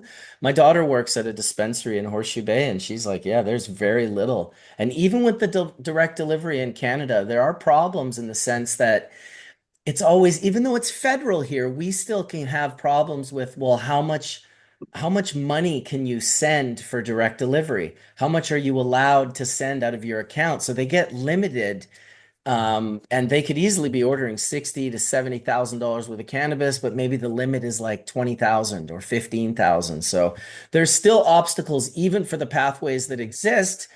So not everyone that has DD is direct delivery is crushing it right now, but I hope some of them are. I do suspect that the black market, the gray market, will bubble up again, Yeah. because Yeah. like people are still growing crops, and all of a sudden the value of those crops are gonna kind of possibly climb in a the market can change in a very short period of time. It could be like less than a couple of weeks after store shelves are empty, and people could, start increasing the prices of their cannabis because cannabis in the gray market, Ramo, what is it like $400 a pound or something? Oh, for low end product, I think the higher end stuff is still getting, $1,000, $1,200, which is a fraction of what it used to be worth, which is just absolute craziness in my eyes. But the thing is until the legal market becomes just as good a deal or better deal than the black market, and never be eliminated. As long as there's 50 cents or a dollar for somebody to make it, somebody will be doing it. Few That's the cents on the reality. dollar will still happen, man, for Yeah. sure. But the reality is that uh, until direct delivery, the black market, or let's call it the traditional market, because I don't think black market is a good name for it. Traditional market, because this is how people used to get their weed. It was through a friendship network, and I think the friendship network still has better, fresher cannabis than the government stores, because a lot of it goes to the central distribution. It ages out a bit there, and then it gets shipped to stores, and who knows how long it sits on the shelf before somebody buys it. Where usually the guy that sells cannabis. They're growing it themselves, and it's fairly fresh. They just harvested, and they want to get rid of it now, so they can, pay their workers and pay their bills. Right? It's a completely different thing. Yeah. Plus, there's a, somewhat of a cold supply chain. They can preserve their cannabis in a way that somehow the supply chain in Canada never really figured out, particularly in the summer months. It gets hot in those warehouses. Yeah, yeah. But So you know it's what? Um, I think the whole legalization thing, we kind of did. We made a few mistakes. One of the one things we could probably do to rectify this is actually try to draw in a lot of these. Because we have awesome growers in the traditional market. Is to offer easy licenses for them to get, or allow them to have tax stamps so that they can just pay taxes and sell to whoever as long as it tests.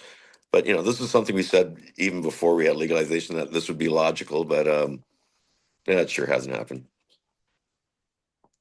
some states in the United States we have that, but you have to. It's called a micro business in a lot of states, and some of them work, some of them don't. They usually cap you with your canopy, which is usually like 3,500 square feet or something ridiculous. Like not enough to really be a business. Almost. Yeah, So it's hard. It's like they really just when you think it's a good idea, it's like, oh wait, it doesn't make sense. So it's just got to keep fighting, I think, for to be able to have the right structure. yeah. Well, it was like that with our micro program here. At the beginning, they allowed you 200 square meters, which is about 2,200 square feet. And that's not big enough to even bring on a partner or anything. And now you're allowed 800 square meters, which is now worth it. So, yeah, little by little. Exactly. Yeah, that's what I mean. Steven has his hand up. Yeah, I think this conversation is super interesting to me because when I when I ran three dispensaries in Illinois, um, those MSOs that like the West Coast and Canada and everybody had warned us about, they were in Illinois before recreational legalization even happened. They had been buying medical dispensaries. So the moment that the public found out, hey, weed was legal, the only weed they could get was from these big companies. But they essentially crashed the price of weed so much that people went back to it was novel when they got it from their guy. You know what I'm saying? It was novel when you got it from somebody who you knew. And they essentially like pushed this multi-state model so fast that they drove people right back to exactly what you're talking about, that traditional model. And one of the things we talk about here in the US is if people stopped going for mass-produced cannabis and went for regional specificity, just like honey, there's honey from different regions that can all compete. The oranges in Florida and California are the same type of oranges, but they have different production chains that they go through. One is sold as a raw orange, one is sold as juice. And I think if we look at this kind of like local model here in the US, I'm hoping that that big MSO model failed so quickly and ruined cannabis really as far as an industry. I hope we're going back to like craft, almost farmer market model. That's my hope. Mine too. Actually, I, what we've discovered by this whole operation is that it can be done, but cannabis is very difficult to scale up. And you need, and one of the weak points is the team. It's very expensive to have a team big enough to properly do it. So it's and dedicated and dedication, because you can have a good team, but if they're not dedicated, it doesn't mean anything. Yeah, it's true. it's true. 100%, man. It is true. And also, which we brought up many, many, many, many times, there are, with cannabis legalization, decriminalization, medical rec, the group has expanded to include a lot of new people, and they don't necessarily see the community the same way we might want to see the community. So very much like alcohol sales, beer sales, Old Milwaukee and Pilsner and Coors Light, they sell by the pallet and the truckload. And there's other companies that are making IPAs and people are like appreciating the aromatic volatiles that come in these different beers and they're geeking out on it and they're going down the rabbit hole differently. Well, you always know that that's a very small group, that group in the IPA group versus the group that is the consumption of alcohol. So I suspect cannabis will be similar, that the masses will purchase cannabis that does not look like the cannabis that we wished it looked like. And then I think there will be an ever-growing portion, which there is an ever-growing portion of people, especially because I know from day one when I started bubble bags, before bubble bags, you met the odd hash maker, you met the odd oil maker, but when Bubble Bags and Indra released that BHO method, those two things spread like wildfire. And the amount of people that started making hash and experiencing, you know, the knowledge of getting the resin off of the plant, which basically taught you, oh, it's the resin that's active. That's the stuff that's got the medicine in it in the first place. So. Yeah. Yeah, man. I mean, it was, at the time I considered it in the early days, I considered it the zeitgeist of where we were at. I really did. It was like this idea of trying to get to purity. Um, and it's still that way in some respect. It's it's really cool. It's just and it's expanded in ways that's, really it's changed, but not changed at all, right? Since the 8 bag kit. I mean, if you all think about this, when you launched that, that was completely visionary in terms of uh filtration. I mean, no one had ever done that before. It was like 3 bags or, sure, people knocked off the 6 bag kit, but you know, it's really where It we're was at a today. journey. It was a Yeah. journey, because what it was there were 2 bags in the isolator kit. I added that 25 and then we Hmm. started catching product. And then for years, the two camps were like, oh, he's using the bag, he's catching the immature and broken heads.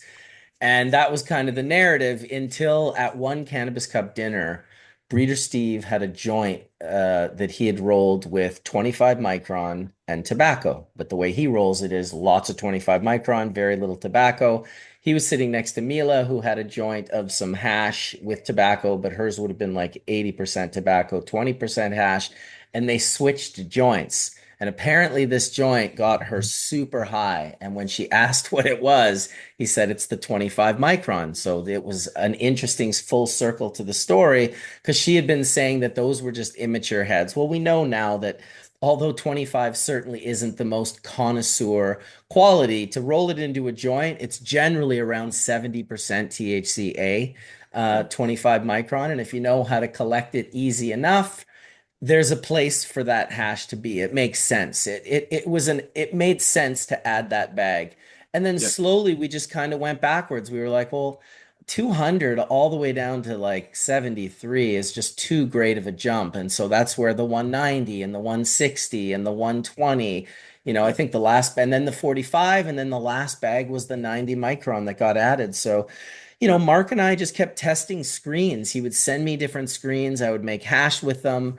Um, and we would just that's where we set each time we'd find a bag that made sense, because it wasn't always just we'll try this bag. Yeah, it's fine, it works, let's add it. We tried some that we didn't necessarily want Yeah, to but add. even the one thing you shout out is like, and my cousin hates this, is the 25 micron. And I always ask everyone to keep it in there because if you are making food grade material, there's heads there if you have the varietal for it. Well, listen, it's absolutely insane to think you should have to argue with your hash maker when it's just like, look, I'll show you the SOPs on how to empty this bag quick and easy so it doesn't hurt your back. And B, this is product. Like over the course of a month, if this is a factory that's making hash, you could end up throwing 4 kilos of that stuff away, which is absolutely insane. The rosin that you make from that and then make edibles, like it is valid. It's way better than distillate.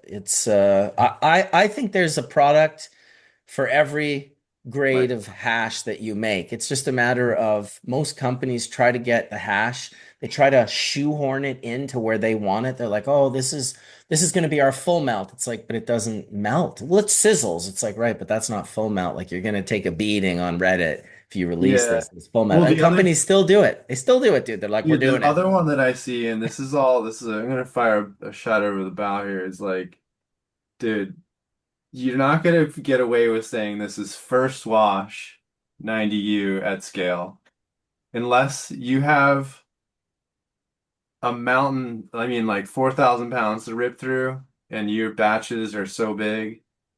Um, it's or you have a small batch and they're numbered, then I'll believe it. Because you're Right. gonna get like 100 grams out of that. That's like maybe 300 grams max, depending on your wash size. And to not grade that out, I think everyone should do that and then make choices, like you're saying, Marcus, like because there is a product within every micron size, or every micron, but like you're not gonna get first wash first. It's just it's people need to tell the truth. Like you're gonna go through wash through 1 through 3, you're gonna aggregate that 90U, and that's your first wash of that, right? You can consider that your first wash. But I think it's important to be honest as a hash maker as to what your washes are, what your runs are.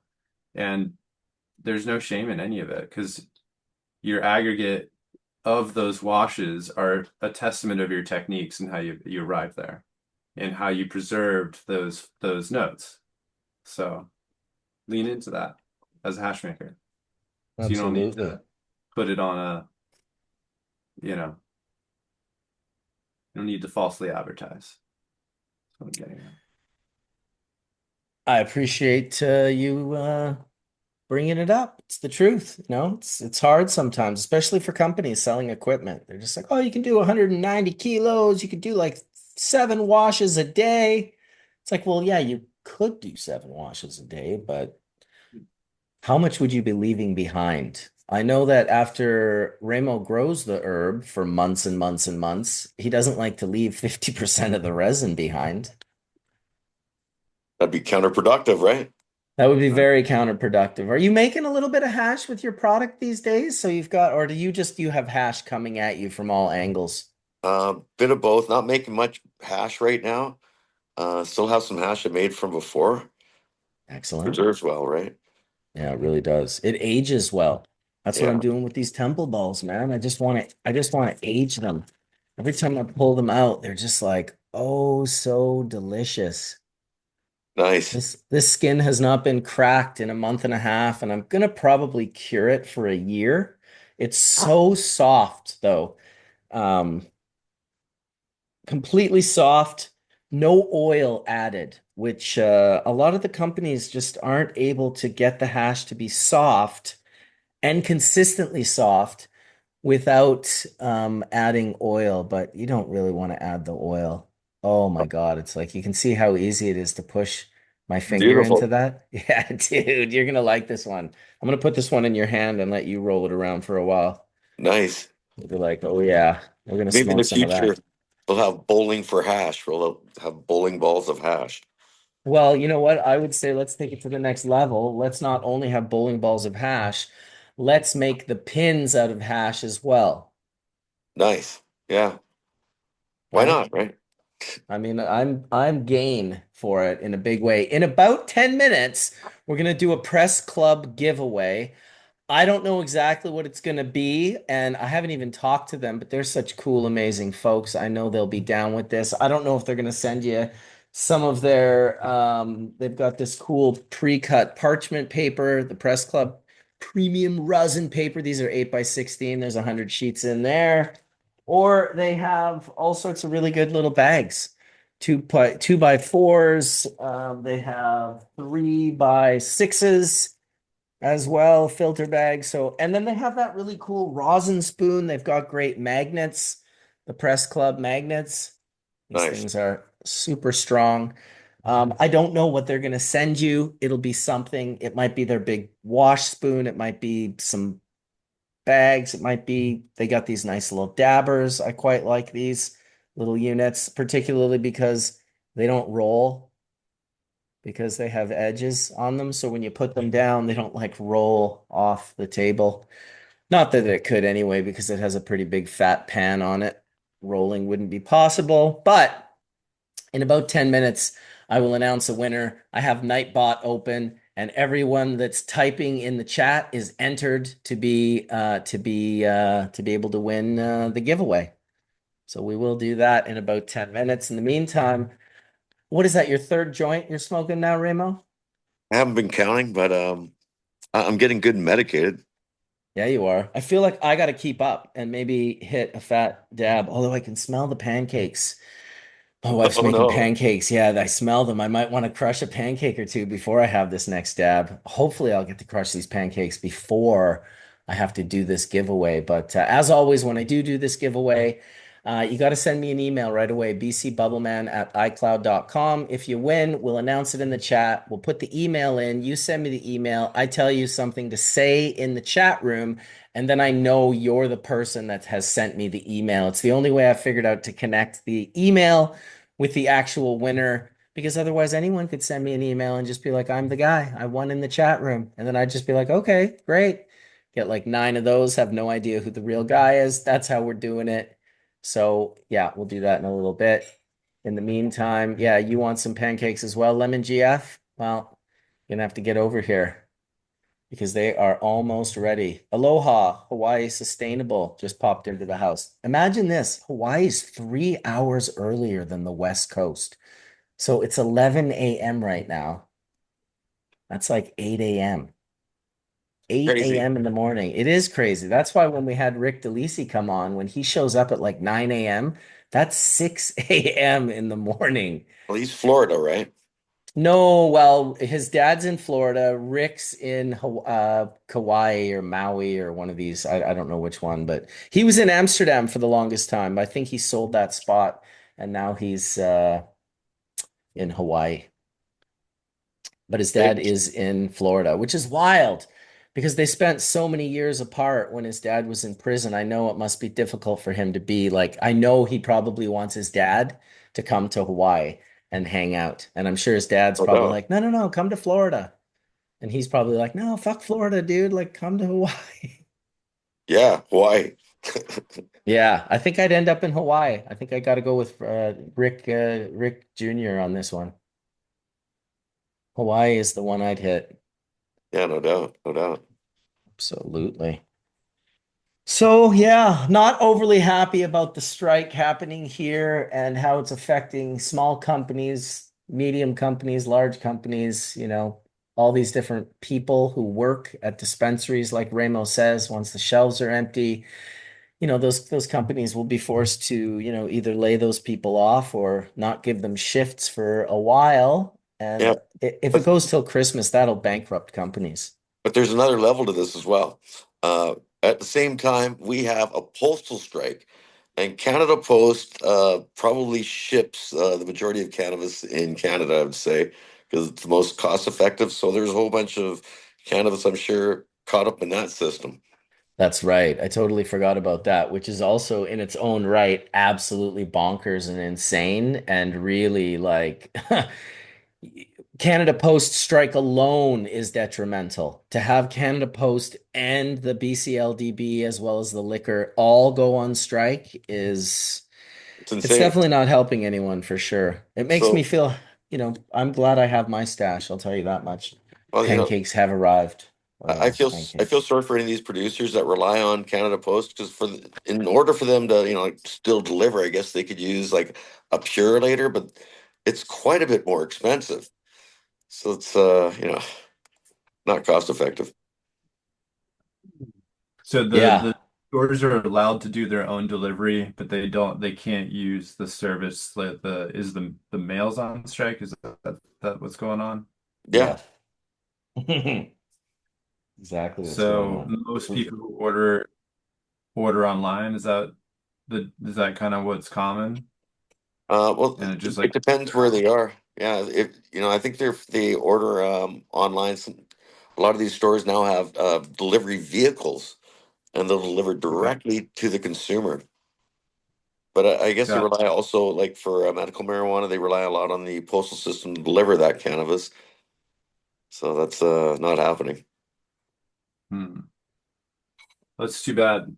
Um, yeah, yeah, we don't in the States we don't even have the luxury of that. That just happens. Yeah. So you know what the thing is about these strikes is that I do believe that people should be paid fairly. A living wage at least. Hmm. Um, but the thing is maybe the post office is it's kind of outdated a bit. Maybe we don't need mail delivery every day. Maybe we only need it once or twice a week, and that would Hmm. help cut costs so that they can afford to do this. But then again, it is a crown corporation. It's government owned. They got the money. Just pay them already and just get on with life, right?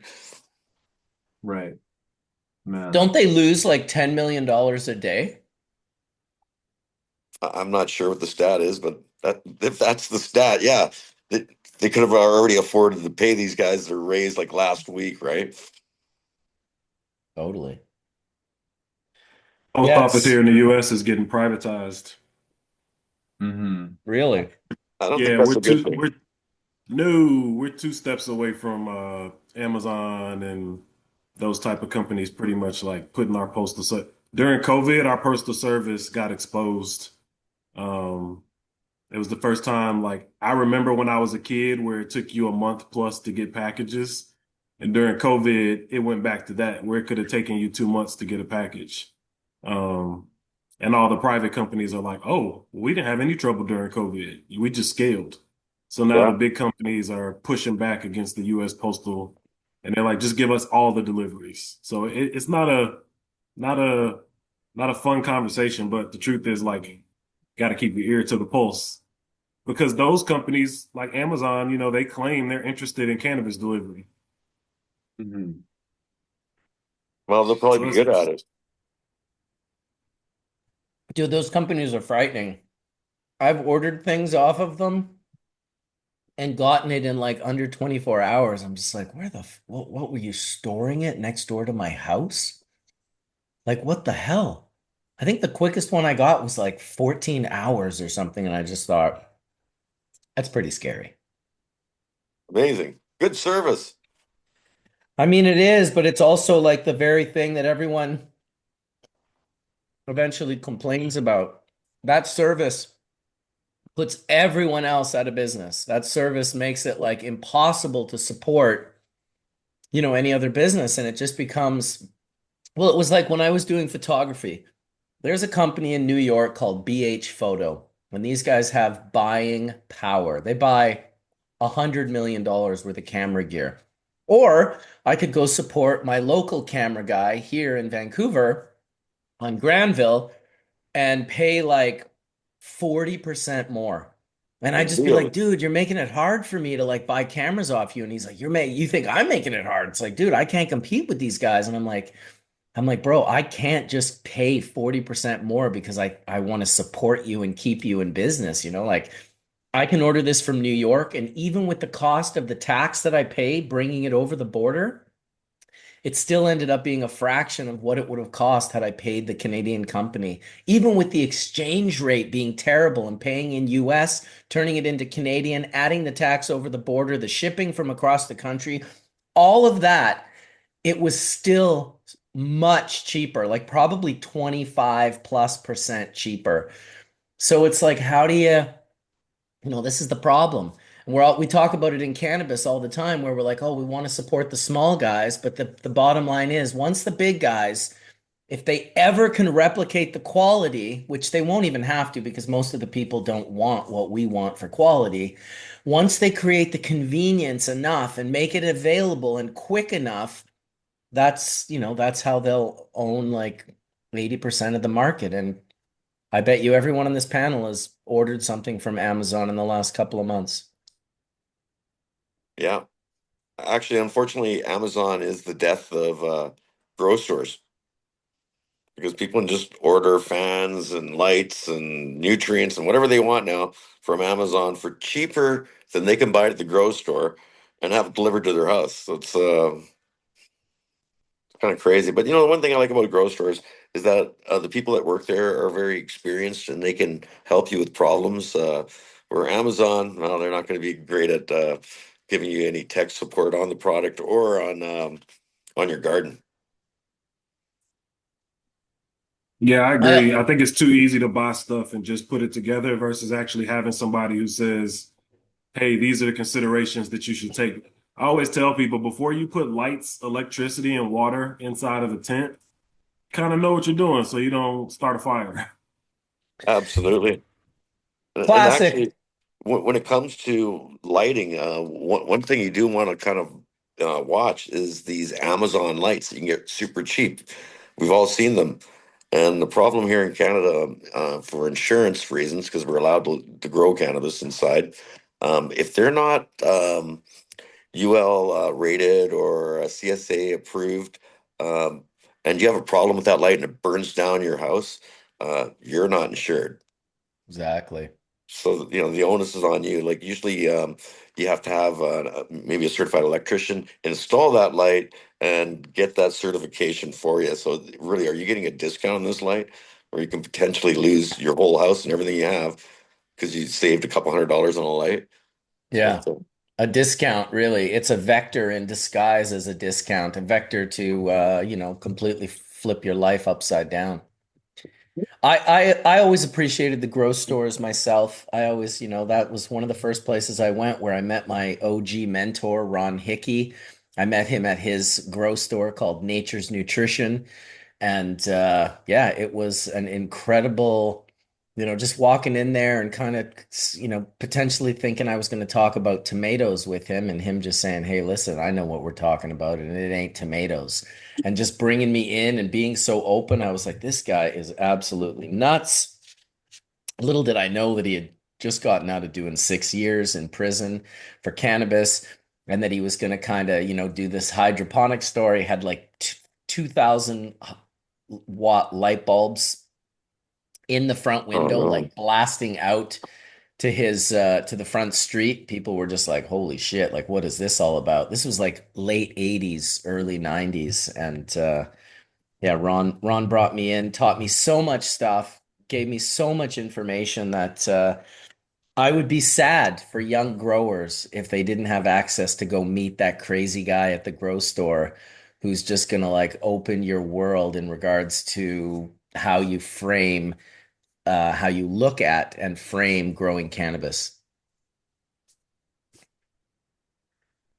Well, big shout out to them even in general now. I mean, I was in one the other day and they had the whole living soil section with ferments and it just was cool to see the diversity of how it's evolved and the products that are available for people. It's awesome. So I think that's a really cool story, Marcus. I know you've talked about him a lot. He seems like a really amazing human. Yeah, he's a character to say the least. We'll have to get him on Hash Church one of these days. Yeah, we should. Yeah. I want to get some of the old schoolers on my. I want to get my uncle Gio, who was really one of the first people in my kind of family to acknowledge that he also smoked weed. It was revelatory for me when my uncle Gio did that, and I was young, and at one point I was maybe 16 or 17, and he gave me a flower, a couple of buds. This is some MK Ultra from Hatch. You can just see the absolute cleanliness of the diamonds sparkling on this hash. It's just a tiny little bit in the palm of my hand. Give it a quick little doot doot and make that little full melt snake. And then we shall dab. So I don't know what everyone's puffing on, but I'm about to hit some 90 micron MKU There it is right there. Oh, we lost Ramo. He's dropped off. That was good having him. Maybe he'll pop back later. I was kind of last minute. I talked to him last week. Said, come on in if you have some time to share with us. He's always such a character. He's really does grow incredible cannabis. It's fucking wild. This hash, by the way, is so nice. Yeah, it is. That's Like great. this is fucking crazy nice, dude. I wish I could show it on the camera better than I am. I can He's good. He's very shiny. see its potential. So making your mouth water over there, Steven? Yes. Yeah, did you see me in a trance just looking at it? I Yeah. I remember I remember when I first started seeing products and there was like shatter, butter, batter, wax, all these different terms. So I always look at the texture of whatever you share. That's one of the biggest things I like. Um, and I was just watching you pull that one. It looks delectable. Yeah, I wish I could get the texture on this one because it really is like incredible, but just doesn't want to. Usually, if you put your hand up and you cover everything, Oh, there you maybe it's just too see-through. It's too much like the color of my hand. If I pull it back enough, it just becomes my hand. Anyway, I'm about to hit this big old flag. Probably just destroy me. Well, that is what it is.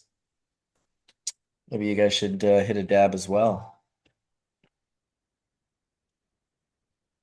I wonder where Dr. Mark is today. Might be on the water. No, you can't be on the water. It's like too crazy. It's got to be raining. It's not good today? I talked to Kevin McKernan. He's in New Hampshire giving a talk at a college. Oh, really? Like to come on next week. So Yeah, we should book them in advance. yeah.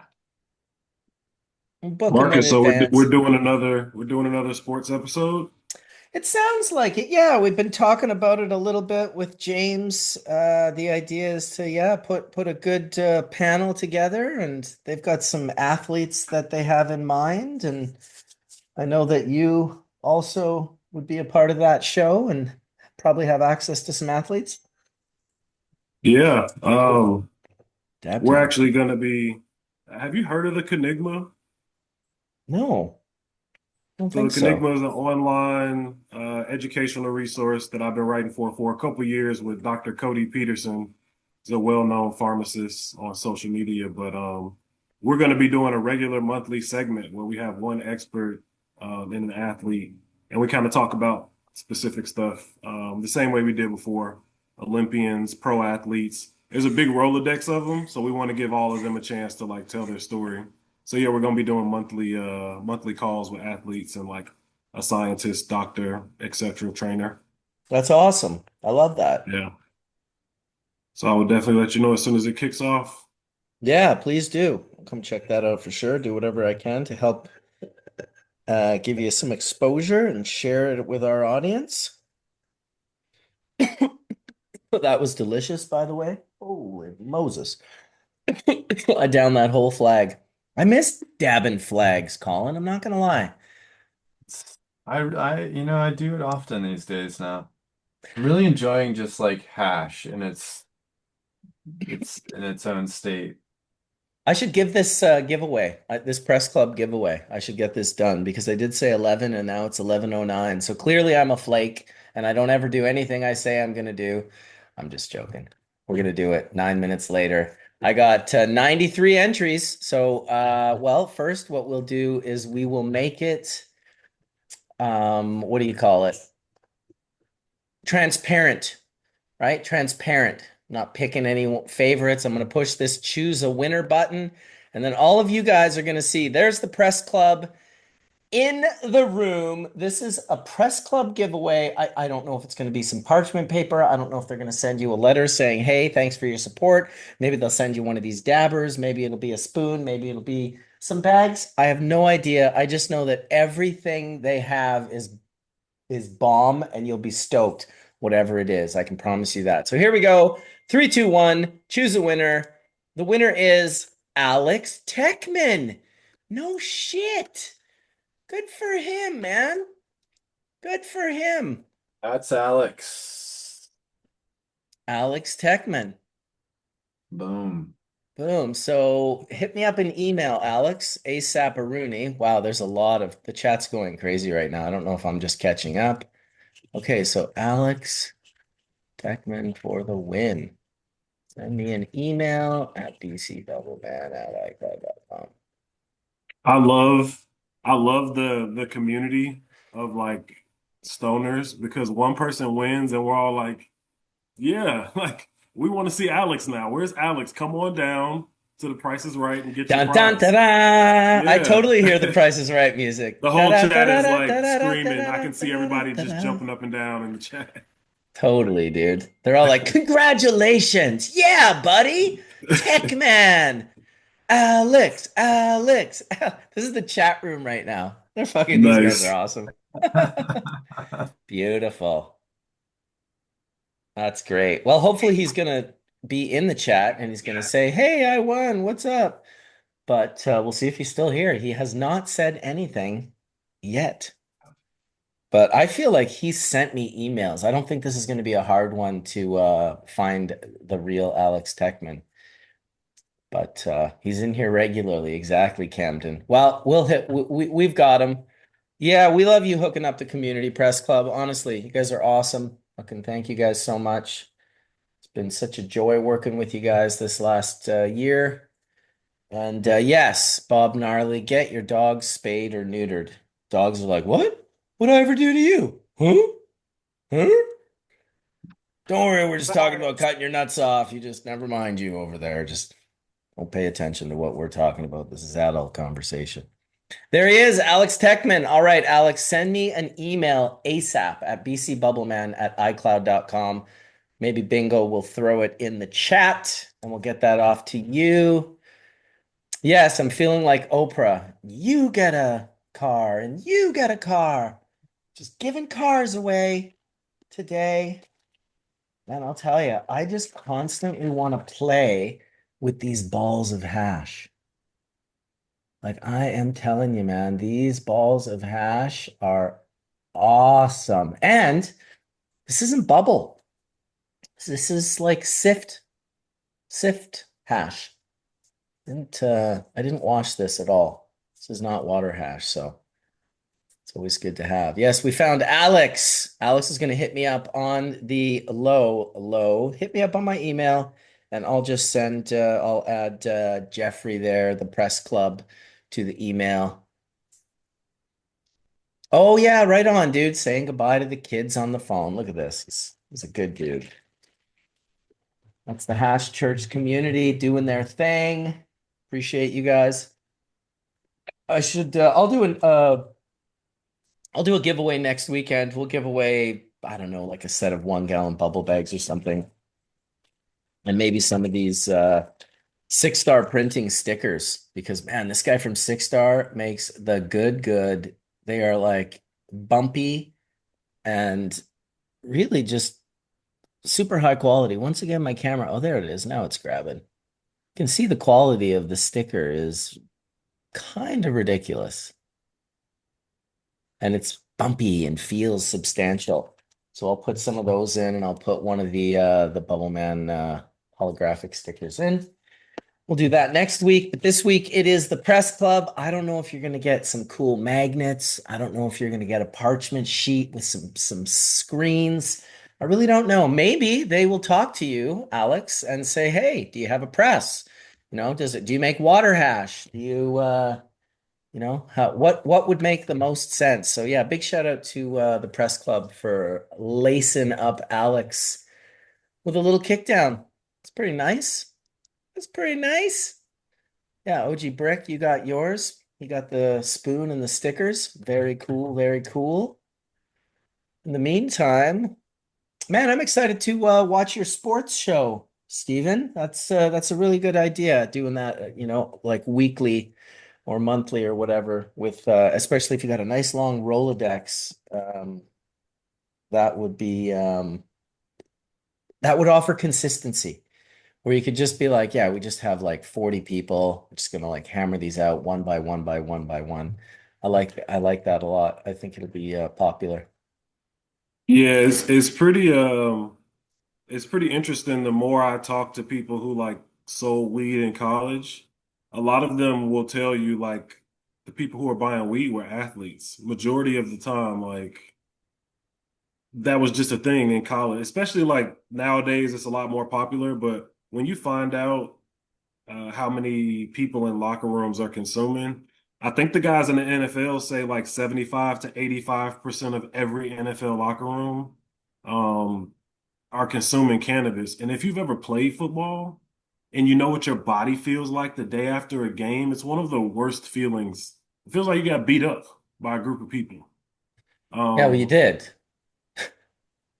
right? You got run over by a 365-pound Ford F-350. So I'm just like, there's so many athletes that are like, I've been a secret consumer for a long time. And Yeah. now I feel like there's a community to come out and actually say, like, Ricky Williams was never alone at any point in time. He was just, He was just the first willing to give up $10 million to prove his point. right. That's the one, that's the hard one. That it's not everyone's willing to do that. Take those kind of hits, you know? I remember Ice-T took a big hit like that because he wouldn't get a vaccine during COVID. They were just like, no, man, we'll give you like $5 million. He's like, no. He's like, well, we'll give you like $7.5 million. He's like, no, I'm not going to do that. He's like, well, we'll give you like 10. I don't know what the final number was, but it was millions of dollars that he said no to because he was like, no, I'm not going to get a fucking COVID vaccine. Sometimes you Yeah. got to stand your ground, whatever that ground is. It's good to have one.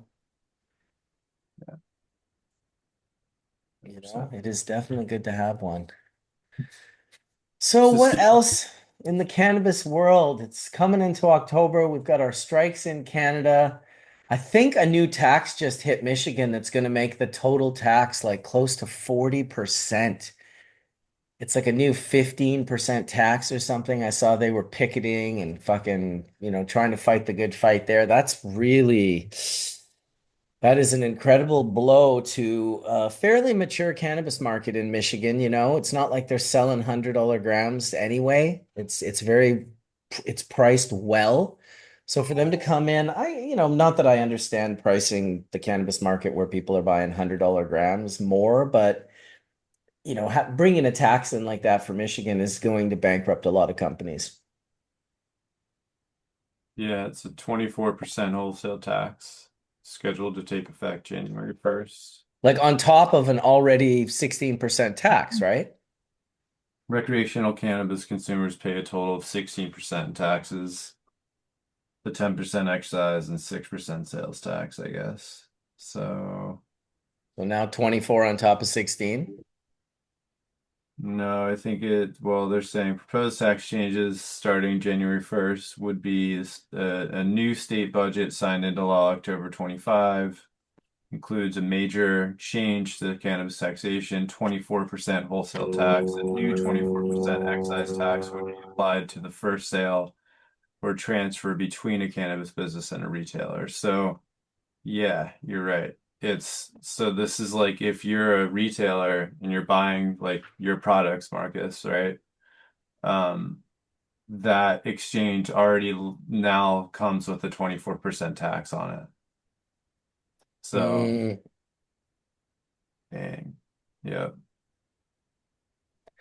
that is just unbelievable. Moving in the wrong direction. It's like it would just be nice if they just did a couple of cool things that were like, oh my God, this is gonna let everyone breathe. Like I saw our mayor in Vancouver the other day announce that there would be a 0% tax increase for properties, which I thought, wow, that's cool. Like, imagine how much money that is for him to just be like, oh, it's going to be a 0.2% or a 0.02% increase. That would be like hundreds of millions of dollars that he just kind of somehow let people keep themselves. Now, probably the taxes have gone up so much in Vancouver in the last 5 years that I don't even know how ridiculous it is, but it's still cool that someone somewhere was willing to propose a 0% tax increase. I just don't think I'd ever heard that before, other than a politician trying to get elected. Like, I promise you 0% tax raise. It's like, right, sure you do, you fucking lying piece of shit. It's interesting I, how that works, right? Like, they look at what we do in the industry as, something that they can just continue to take from when they don't even understand that the structure of it doesn't work. So it's like for us to give more out of the existing structure, there's just no place for it, you know. So it's Well, they're yeah, squeezing blood from a stone. They gotta like someone over on that side should be like, look, we just need one person to read the room, yeah, just to kind of have an actual accurate, then if you know what you're doing, then well, you can push envelopes here and there, but you won't push them so far past economic viability, which is yeah, what they seem to be doing now by not understanding how sort of delicate the industry is. And when I say that, it's the industry. The plant itself and the trade of the plant is not a delicate in the balance thing. That will go on forever with or without licensing, fucking whatever else you want to call it. Cannabis will always be grown and traded and sold to people all over the world. And the more they release Pandora's box, the more likely it will, be that way. The fact that also cannabis very rarely gets legalized or allowed in any country without home growing being a part of that. So that is, I mean, what an amazing thing that is. Not only can you have it and can you come buy it at the store, and it's easy to complain. It's easy to be upset about how the systems work, but I will say that at the same time, like anyone in BC or Canada for that matter could just walk, drive, bus, train to a cannabis store right now and find something special at that store. Something will be there that's reasonable. Now, maybe not right today because of the strike, but pretty much consistently since I'd say the last couple of years is when I started seeing a quality of material, the smaller companies and stuff, and maybe even a few of the larger companies finally getting it right and putting product that is actually, worth buying at those stores from my perspective, because that's subjective and changes with everyone that goes to these stores, and not everyone is looking to buy what I'm looking to buy.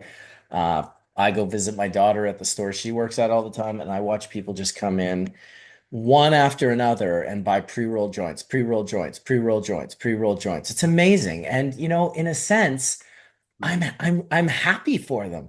I'm like, yeah, dude, go out and smoke that joint. Like right on. Like it just makes me feel so good that yeah, that many people are just buying joints. And it was amazing in Canada because all it had to do was become legal. And then all these people were like, oh yeah, I'll try that now. Yeah, I'll be a part of that. It's like, really? You just did? Well, I didn't want to do it when it was illegal. I'm like, really? Like, you're willing to follow rules like that strictly? And it's like, yeah, a big part of the population follows rules like that. And the minute they made it legal, um, it fucking it popped. So many people.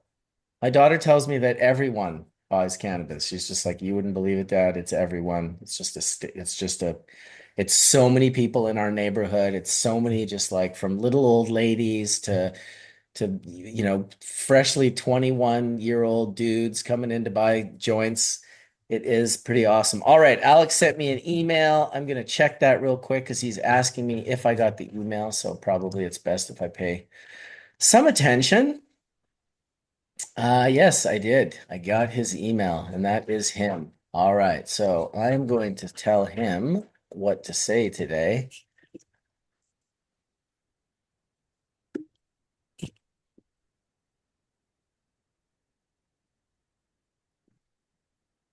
All right, so there it is. I sent him something to say in chat. When he says it, we will know that it's him. In fact, I pretty much do know that it's him because his email, I'm quite certain I've received an email from him before. But congratulations, Alex. Congratulations to the press club for hooking it up.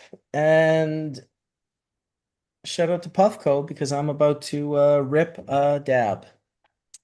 I'm gonna rip a dab of this bubble hash. Oh my God, this is like the poster bubble hash that you could take a very small piece and you could put a poster up on a wall with this hash. Like absolutely stupendously sticky. Oh my God, and it smells so good. This is the Sunday driver. Man, that Sunday driver's fucking nice, dude. Not gonna lie. I really like it. It's just got a real fresh, fruity, like summery, awesome flavor. So let's hit it on. Oh, I don't know what the fuck I did. There we go. I think I hit it three times instead of four, or three instead of two. So Steven, what's going Theoretical. on in your world, man? Like, are you besides you're working on doing a podcast, you working on any studies or reading anything interesting that you can share? Um, yeah, I mean, I'll give you guys some kind of cool background. So I'm sure you've heard like funding is a big thing right now for researchers. Yeah. Um, Depending on what you're researching, like your funding may just be cut. Something that's super interesting is that I work in military health and human performance space. So people are still funding like military health research, PTSD, all that stuff. Um, so I'm super interested in looking at the endocannabinoid system of people with PTSD. Um, and I may have a possibility to do that type of research. So I think the endocannabinoid system is going to become a lot more common than people think. Cannabis is obviously why we learned about it. But now it's like, what does the endocannabinoid system look like of kids with epilepsy? What does it look like people that have cancer? What does it look like with people that have PTSD? Um, so yeah, looking to get with some researchers who specialize in like different disease and ailments and do some ECS research. But that's just me doing my regular nerding out, man. I was actually going to ask you guys the opposite end of my nerd spectrum. Um, do you all game? Like, are you gamers? And if so, is gaming part of your regular like does your cannabis consumption and gaming have a relationship with each other? I do not game. I used to play games years ago, video games, but I haven't for many, many years to the point where really for me, I was probably playing like Super Mario Brothers when I stopped playing video games. You know, my video game peak happened with like Street Fighter and Mortal Kombat in actual like video, big machines at like the 7-Eleven kind of thing. My son games, but I haven't really I've this whole like POV like crazy. I can't do it. I'm just like I get dizzy, I get like kind of motion sickness. So I do not myself game, but yeah, I definitely back in the day, when I was, kind of growing out of it, but starting to puff, we would definitely like invite buddies over and just play a game all night long till we finish it kind of thing. Just puffing and puffing and eating and puffing and playing this game. And we did that with like, Mario and Legends of Zelda and all the classic sort of old school Nintendo games. Maybe I finished it off with like GoldenEye, that Bond game, the shooting game. That was about Oh as yeah. technical as I got. 64-bit. Yeah, I started in the 8-bit, Alex. So it was I mean, honestly, before the Atari, we had Pong, and it was like really bad. Like really, really bad. Yet it was everything. It was so simple, And it's amazing the evolution of video games to me is incredible because it's like this fractal of human existence, which is this. I had this thought years ago, and I'm not sure if I read it in a book or came up with it on a psychedelic experience or a combination of two, but just that concept that because people are like, oh, we're like trying to get, we're in a simulation, they say, and video games seem to be a simulation of the simulation. And I had this thought that it's likely that we're probably in a fractal of simulations, where we're in a simulation, in a simulation, in a simulation, and it's just a fractal that's just twisting and turning. And in the next 3 to 5 years, probably less, when you put those optic goggles on, it'll almost be undistinguishable from the experience that we're in right now. And who's to say that's not exactly what's happening anyway? That your soul is in this meat puppet video game operating in 3 dimensions. It's pretty trippy stuff to think about. Yeah, in my lab, we actually put people in VR and then we look at their brain waves and the blood flow in their brain. So we can actually tell like how their brain is communicating while they're in VR. And after a while, your brain originally knows when you first put the goggles on, like I just put something on my head, I'm looking at a screen. But after a while, your brain normalizes and your brain is like, your depth perception is kind of just adjusted, and you're like, hey, my brain is now adapted to this virtual reality. And when you take the things off, I think the longest I played in VR is like consistently 3 hours with no break. That's the longest Wow. I've ever let myself play. That 3 hours was intense. Like when I took it off, I was just like, if you got kids, just let them play, but take that thing off because we figured out it messes up your depth perception. Like when you reach to touch something in real life, there's a feedback that you get when you hit something. In VR, when you reach, you don't get that same feedback. So people's mechanics were off. I was like, oh shit, we should be like, that's pretty crazy. But it's no different than like a trip, honestly, is a screen. Think about it like the VR is not projecting those images, it's projecting lights into your eyes to make you see something. So they're saying that like LSD trips are like an internal version of that. Instead of needing a light from the outside to change your vision, your brain is changing the station. So it's like where VR is right now is crazy and it goes right into the psychedelic space because your brain is doesn't really know the difference between where we are right now, a dream, VR, and an LSD trip. Your brain just adapts.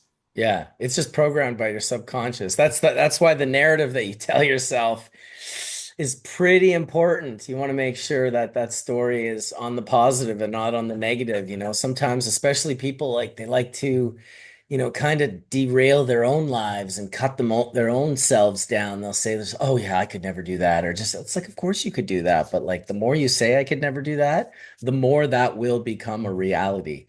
So it's and your brain doesn't know the difference between the bad story or like it just thinks both of them are true. So if you believe lies that you're telling yourself or that the demons are telling you, if you believe those lies, you can convince your brain to believe them as well. So don't do that. Don't do that. Yeah. Keep it, yeah, it's good to put your electronics down every once in a while, take a step back and take a break and enjoy the real world. And yeah, there's apps that you can get now that help you put your phone down more readily. I think it's going to become more and more popular to sort of reduce the amount of exposure that we have, particularly to the phones, because they're in our hands all the time.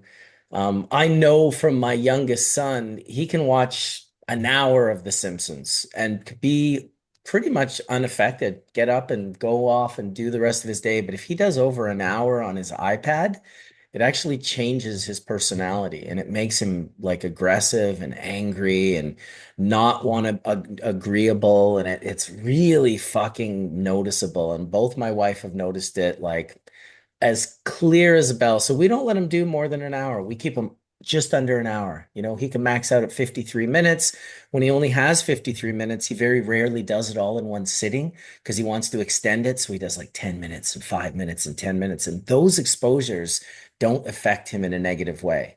But if he can do more than an hour, and I've heard this in Johann Navari's book, Stolen Focus, which is an exceptional book, and I would urge anyone with children or even just their own cell phone addiction to realize that your addiction isn't an accident. It was programmed and written by engineers who themselves didn't even realize they were doing it. A lot of the engineers are interviewed in this book, Stolen Focus.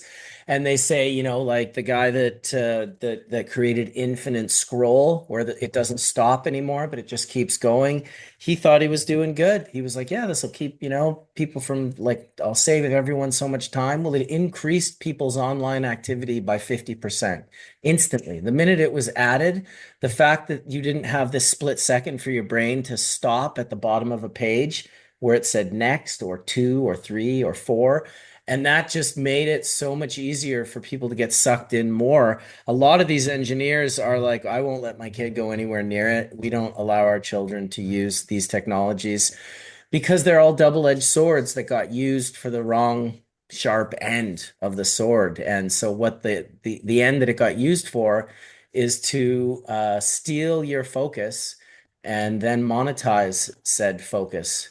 And it is, and unfortunately, in this book, he talks to a couple of serious psychologists, and one of them, I believe she's in the US, talks about how anything over an hour for a teenager, over an hour of screen time increases suicidal ideation by 77%.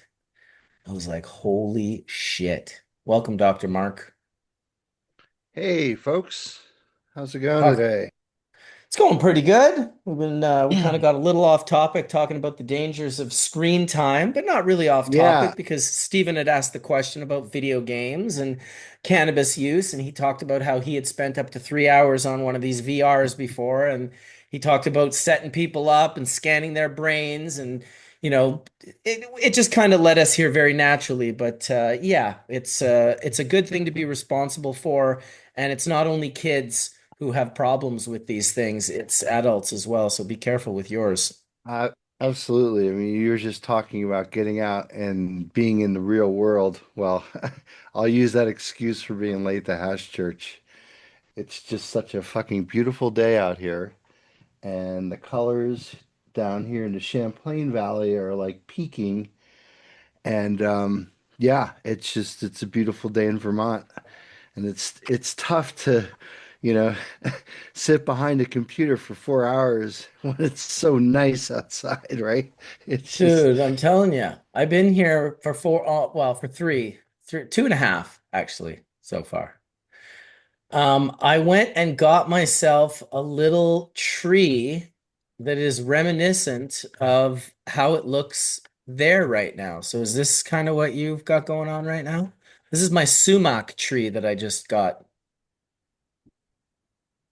yeah. I mean, here, let me see. I can Sort of probably just like it's like that's how it is here at least. We're a little further south than Mark is. Mark's probably a little more developed. Hmm. well, It's that's down. crazy, Mark. It's like nor'easter here. If it's blue skies for you, it's that's wild. Let's see if we can get the people while I lose internet. Let's see, can you see it? Oh yeah. Oh, we can see it. Yeah. Dude, you leaf blowing for hours? Is that your front yard? That's my backyard. So are you just leaf blowing for like the next month, all that into the, how are you going to collect those leaves? No, we have a service that comes and does that shit, man. I'm too Oh old. my goodness, a service. I do all that shit myself, man. Well, How much older are we you than me? 10 yeah, years? actually that lawn is basically maintained by the marina. There's a marina over here that's got, you know, people have their boats there and everything. So it's kind of like not like a club. Well, yeah, I guess it's like a boating club, right? But they pay, dues there, and because they pay dues, they have, the thing is professionally maintained. Okay, So, beautiful. Beautiful. Well, I have to yeah. professionally maintain mine myself, but I got to tell you, I fucking love it. I love it. I love the Yeah. trimming and the sawing and the blowing and the it's just like meditation. I put my headphones on. Sometimes I'll listen to a book and I really get to know the property. Holy Christ. Now, I'm not a fan of grass and cutting grass. I think that's just redundant and ridiculous. Yeah. For like my own self, if I had a grass with a service, I would be like, wonderful. Yes, cut the grass, make it look beautiful. The grandkids can play on there, no problem. I'm not against grass. Just personally, I don't have a bunch of grass at my house because A, my mountainside acre is a mountainside acre. Yeah. And the little bit of grass that I do have is where my septic field is because I am so out in the boonies. We don't even have like proper sewage. We have to truck that shit out, pun Well, intended. plenty of teenager in my neighborhood grew up cutting grass, right? If your dad had like a mower in the garage, you're like, okay, like let's Of see, I course. can, roll this around the neighborhood Get and five make, bucks a lawn. or yeah, $20 a lawn or something like that, right? What? But Where did you grow up? Northern New Rich Jersey, I guess. bastard. I don't know, some affluent I, community. I I don't charged know. 20. That was my first job, $20 a cut. Yeah, I think I was gonna say it was either 10 or $20. I remember because we Dude, would, what yeah, year it were was, you cutting grass? I'm pretty sure it was 20 because I remember the debate about either getting paid with a 20 or two tens. And it was always good when you had two tens because me and my buddy were cutting grass together. So we could just, he could have a 10, I could have a 10. We can go home with money, right? But Yep. hey, Steven, it's good to see you again. I wanted to mention something as a bit of an update. We did suffer a pause in our funding. I get funding through the Vermont Biomedical Research Network, which gets their funding directly from NIH. And so that money was paused during the RFK Trump shutdown of the NIH. But the money was already appropriated. And because money that's already appropriated, it got held up in the courts on whether or not that money falls under this new pause. So the pause is only in select areas. They wanted to go back and restart up the NIH and look at areas that I guess the current administration or the current secretary thought was more relevant than others. You know, they went down and the rabbit hole of shutting down a lot of RNA related research, but that's neither here nor there. Anyway, our money, which was already appropriated, finally got released. And so that's great news for me because that's basically my R&D budget right there. So thank you for if people on Hash Church wrote their congressman and complained about this, certainly we did, but I mean, this is like a life or death issue for me because this is, how I get paid and how ultimately I do my research. So that's good, right? For them to be turning on funding again is a good mechanism because, otherwise those of us at small colleges, we don't have $1 billion endowment like Harvard or Columbia.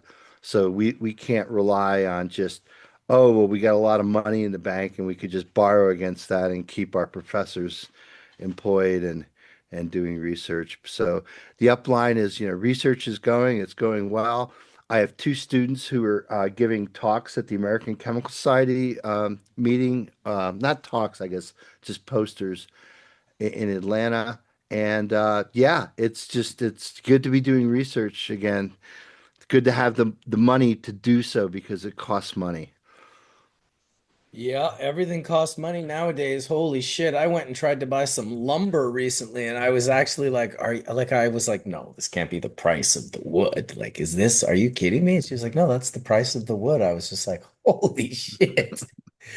It was surprising. I'm glad that I didn't need much, but I remember going and buying wood with my dad and filling the back of the truck and, him paying some hundreds of dollars. And now it's like you could get like a small little amount of wood and pay like $1,100.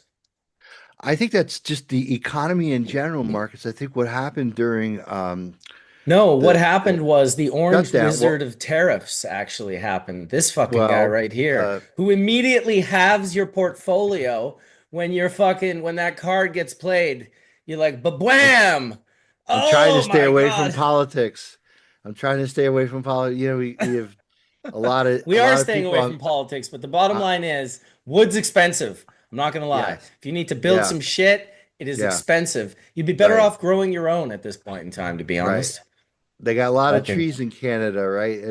And the whole lumber paper trade. I mean, yeah, this is all affected by these tariffs, and it's terrible. And yeah, let's everything. hope we put better people in office. So We anyway, won't. I've been around for 50 years. I've never seen it. It's always bad. It just sometimes seems better than it is because you like the people, and it always seems worse when you dislike the people. But they both are just criminals, and they just do the most criminal shit and have been since probably the beginning of time. I get it, kind of. I get yeah, that but if you build, my point is more like macroeconomics in the post pandemic era. And I think it's such that like when, you know, the American consumers were seeing empty shelves at the grocery stores. I mean, that's like a severe disruption in supply chain and its effects on the security and the psyche of the consumer. But ultimately, I think what it did, and tell me if I'm wrong, I think what it did in many supply chains, it really put a pressure on suppliers and consumers to really, get every last penny of margin that possibly exists out of their end of the business. Just even if you think of like picks and shovels operations, which you could think bubble bags, perfect example, Marcus. It's a pick and shovel, right? It's not, yeah, it's definitely plant touching, right? It has to be, right? But the point is that you're producing something that's going into an industry where again, if the value is like the products that you're producing, and I know there's high quality hash made with those bubble bags, there's no question about it. That's, I guess the point is that in a supply chain that's stressed because of something like the pandemic, that now it's almost like certain prices just even if like you're thinking just grocery prices, certain prices went up that weren't necessarily justified because of supply chain pressures, and they went up because, oh, all the prices are going up, so we're all going to start increasing our prices. Well, a lot of those prices haven't come down. And you see this again just doing grocery shopping, or if you shop online, there were price increases that were made during the pandemic that have still maintained. And so this is basically classic inflation. However, and again, there is a political component to it. So I was glad that you brought up the whole tariff thing.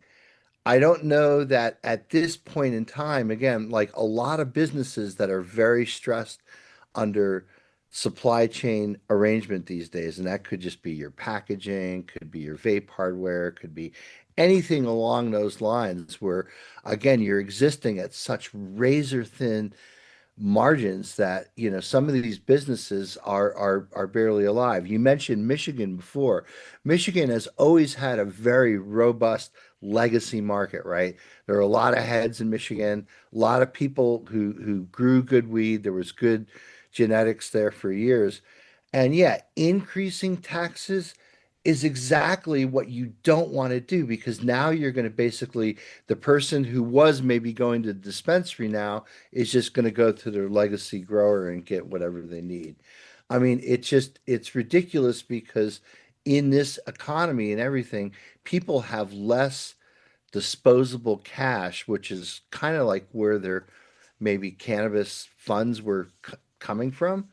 I know sometimes even in my own household, we're like, well, do we really want to go to the dispensary? Is that what we want to do?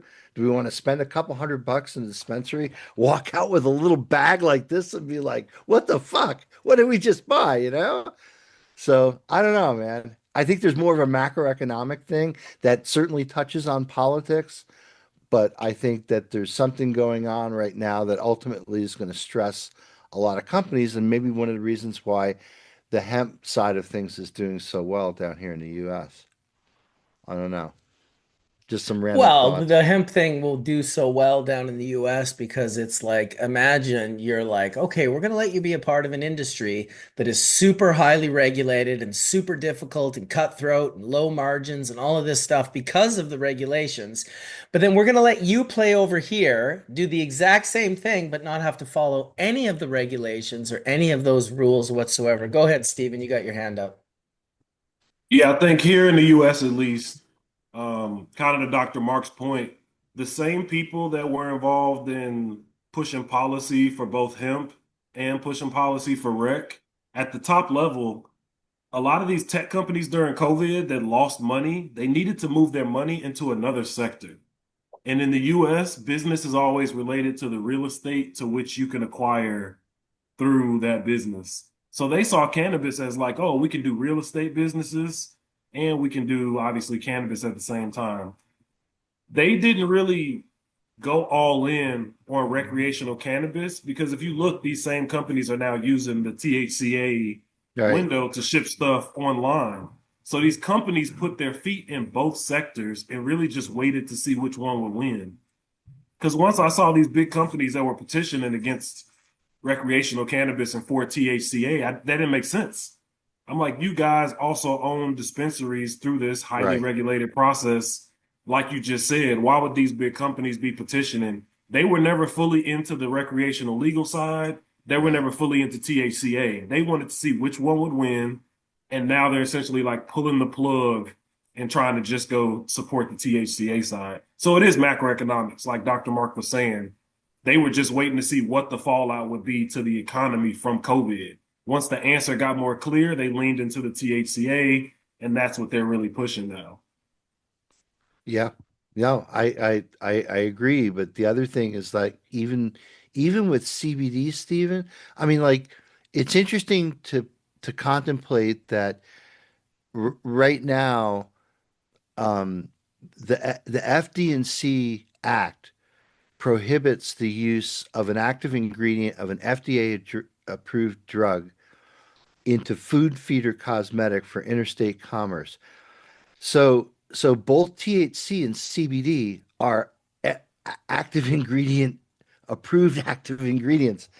So I thought again, again, not a Trump fan and everything, but looking to see, I believe putting somebody like RFK in an HHS could just be a disruptor that can basically um, change the revolving door in between the Food and Drug Administration and big pharmaceuticals because you have basically the people who are regulating the business that they're in used to be in that business and vice versa, right? They go back and forth.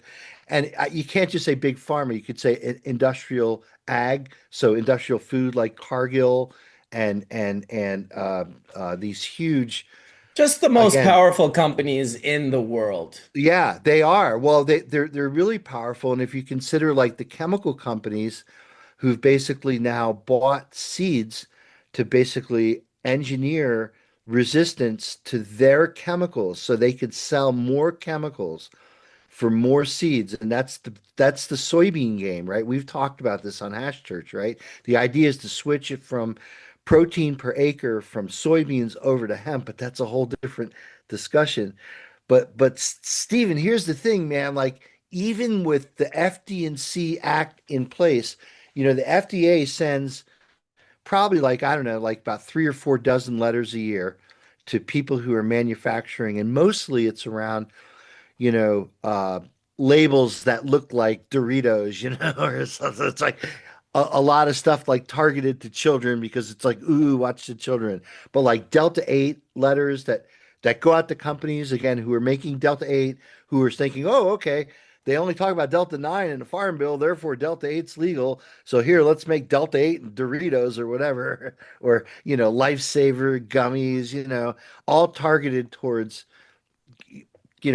I wouldn't just say the kids, but targeted towards the candy consuming demographic, whatever that is. Hey, I like a Sour Patch Kid too myself, so I fall into that demographic, and I'm a 62-year-old guy. So it's not just kids, but the razor thin margins that people operate at in this business is like all based on speculation and uncertainty around regulation. What are they going to do in the next farm bill? Are they going to be more specific to try to close that THCA supposed loophole?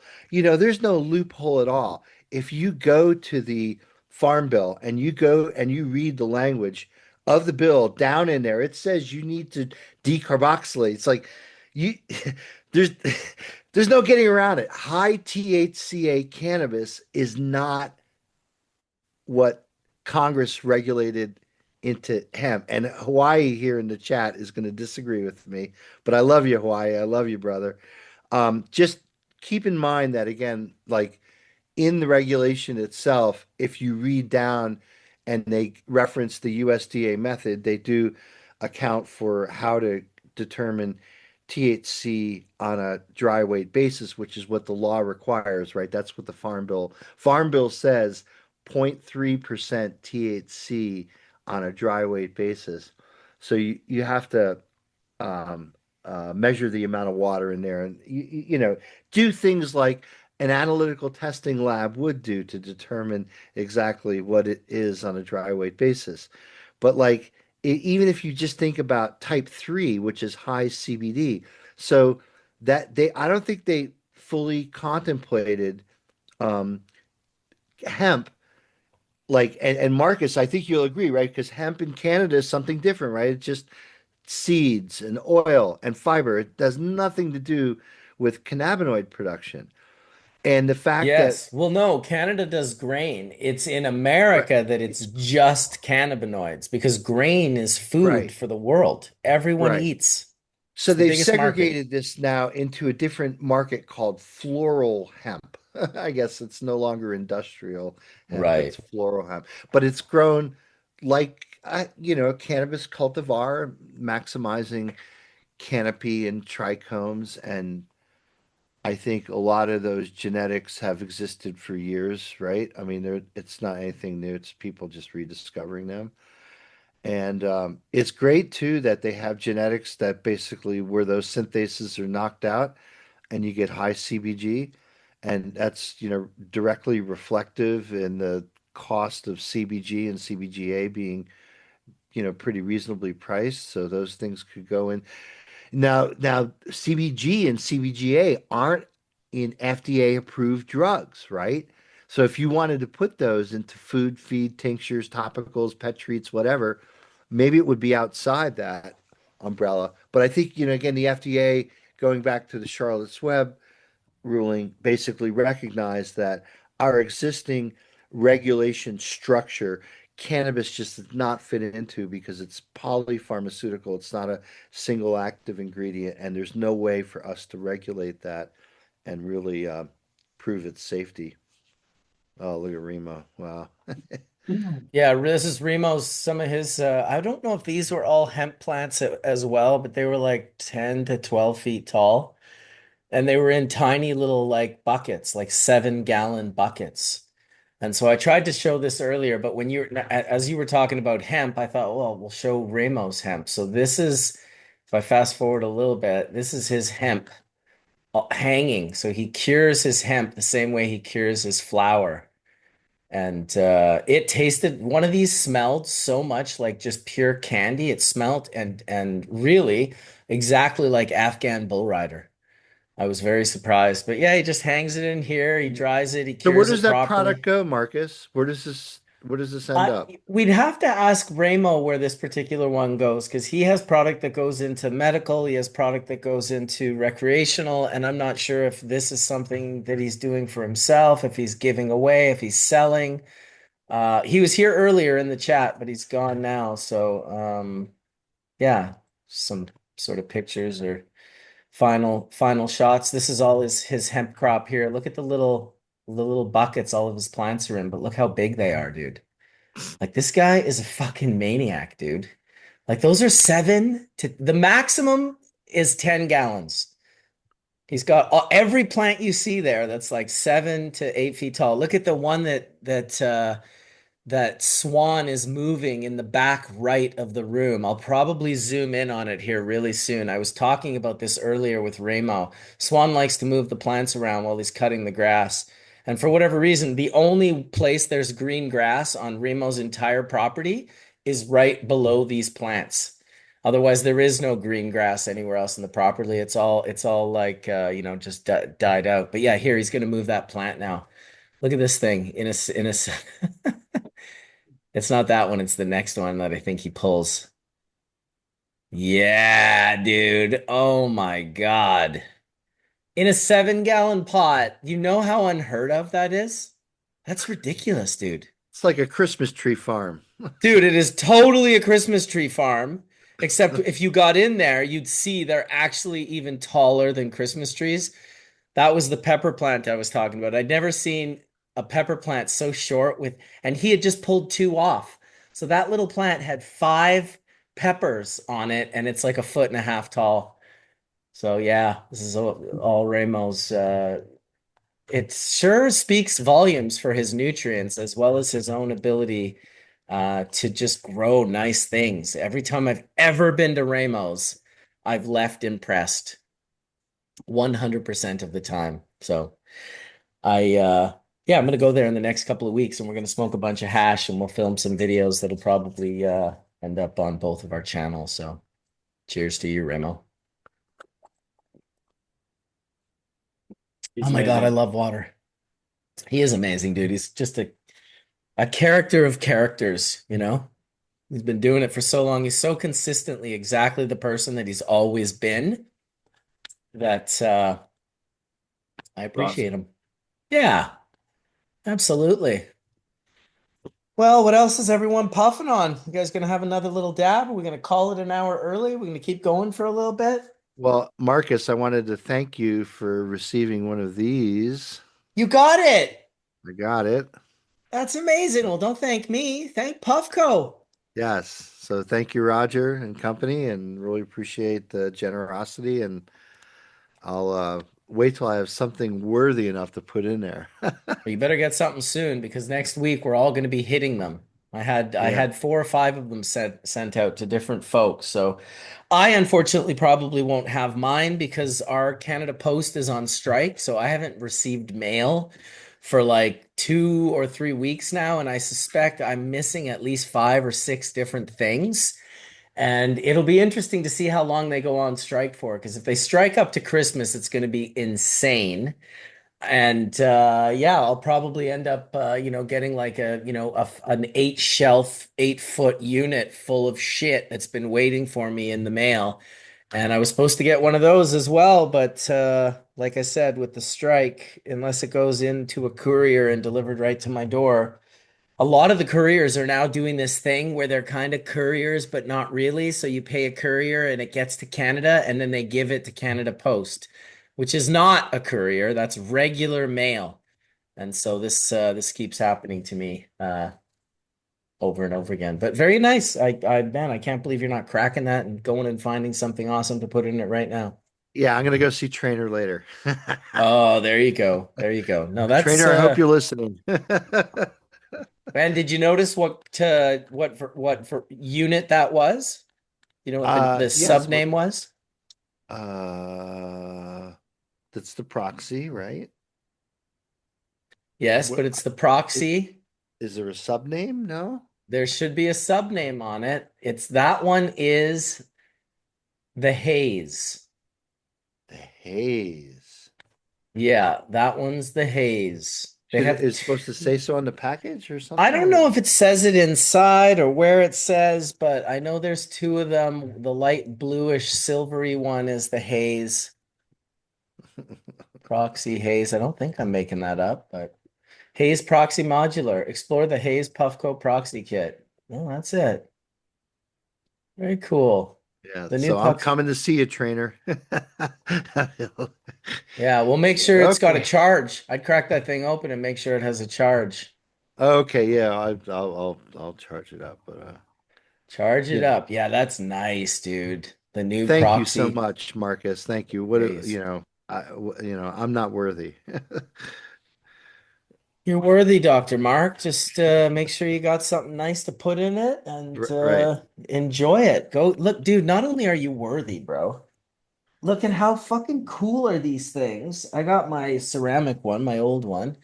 How fucking like debonair and cool is puffing on one of these? I'm telling you, when you puff on one of these, you Okay. completely reduce the that prohibition perspective of like smoking a pipe or getting like it changes when you have a pipe like this. It suddenly looks like sort of an old man, sort of like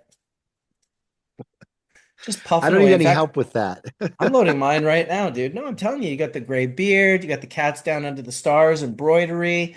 You gotta have the Okay, Puffco okay, I'm haze. I'm opening it right now, Dude, folks. Here. please open it right now. I'm gonna load mine because I'm so excited that you got yours. How about that?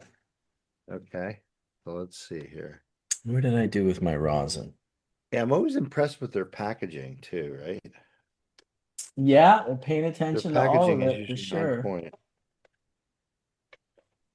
Yeah, I'm psyched for you, Dr. Mark. Tell us how it Yeah. works. Oh, there it is, hiding behind the Puffco. Hey, Hiding Colin, behind the what's up, Puffco. buddy? Not much, man. Just enjoying this afternoon. It's a little gray out here. It's getting really windy. Um, the nor'easter Yeah, is here it here. is. So there we go. There's an image of Dr. Mark Dude, doing a that is dry hit. nice. That is nice. Elementary, my dear Marcus. Don't forget to take Fuck the yeah, paper dude. out. Start it up. Yeah, I just loaded mine because I am.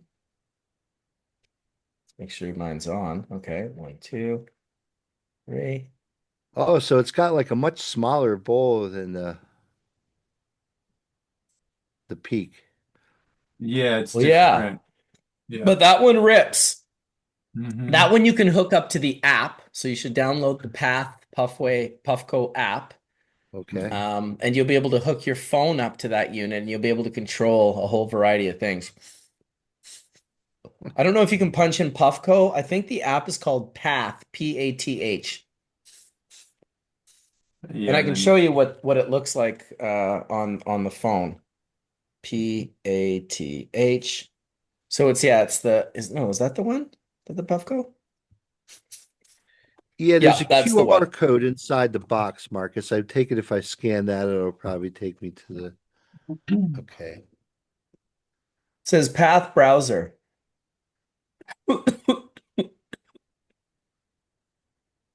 What nice little unit. Can you pull it out of the pipe? Beautiful. So you can get a glass blower to make you another pipe that plugs into any type Ah, of I device. see. Plus, they sell all Wow. sorts of different glass for it. So this is the haze glass. Yeah, it looks So like that's, it. Looks I great. think so. I Yeah, there's a. asked. I said because I said he said, "Oh, I want to send some of the Hash Church panelists some units." I said, "Well, listen, in honor of Skunkman Sam, I said make sure you send them all the Hayes one." That's inhale gently. Yeah, Do not submerge into liquid, okay? no problem. We won't. I try not to never submerge anything into liquid. Except your body on a beautiful July 4th afternoon out on the lake. Yeah. For a little swim. Come Nice on little now. piece of hardware here. Yeah, dude, I've told this story multiple times. When I first got my proxy and it was in the proxy glass, I didn't much like it. I also thought it was going to be something that it wasn't, which Jolly Roger explained to me. It's a sipper, not a ripper. Um, Then I got the Gandalf pipe, the glass one that was like really long, and I kind of liked that a little bit, but I grew weary of it fast. It wasn't, and in fact, I'm pretty sure I have a brand new one of these that has not been opened on my shelf somewhere, a proxy. Um, but I took this old one and I put it in when he sent me this, the ceramic pipe. I gave one of these to my uncle Gio in Manitoba, so he has a really nice ceramic pipe with a brand new proxy.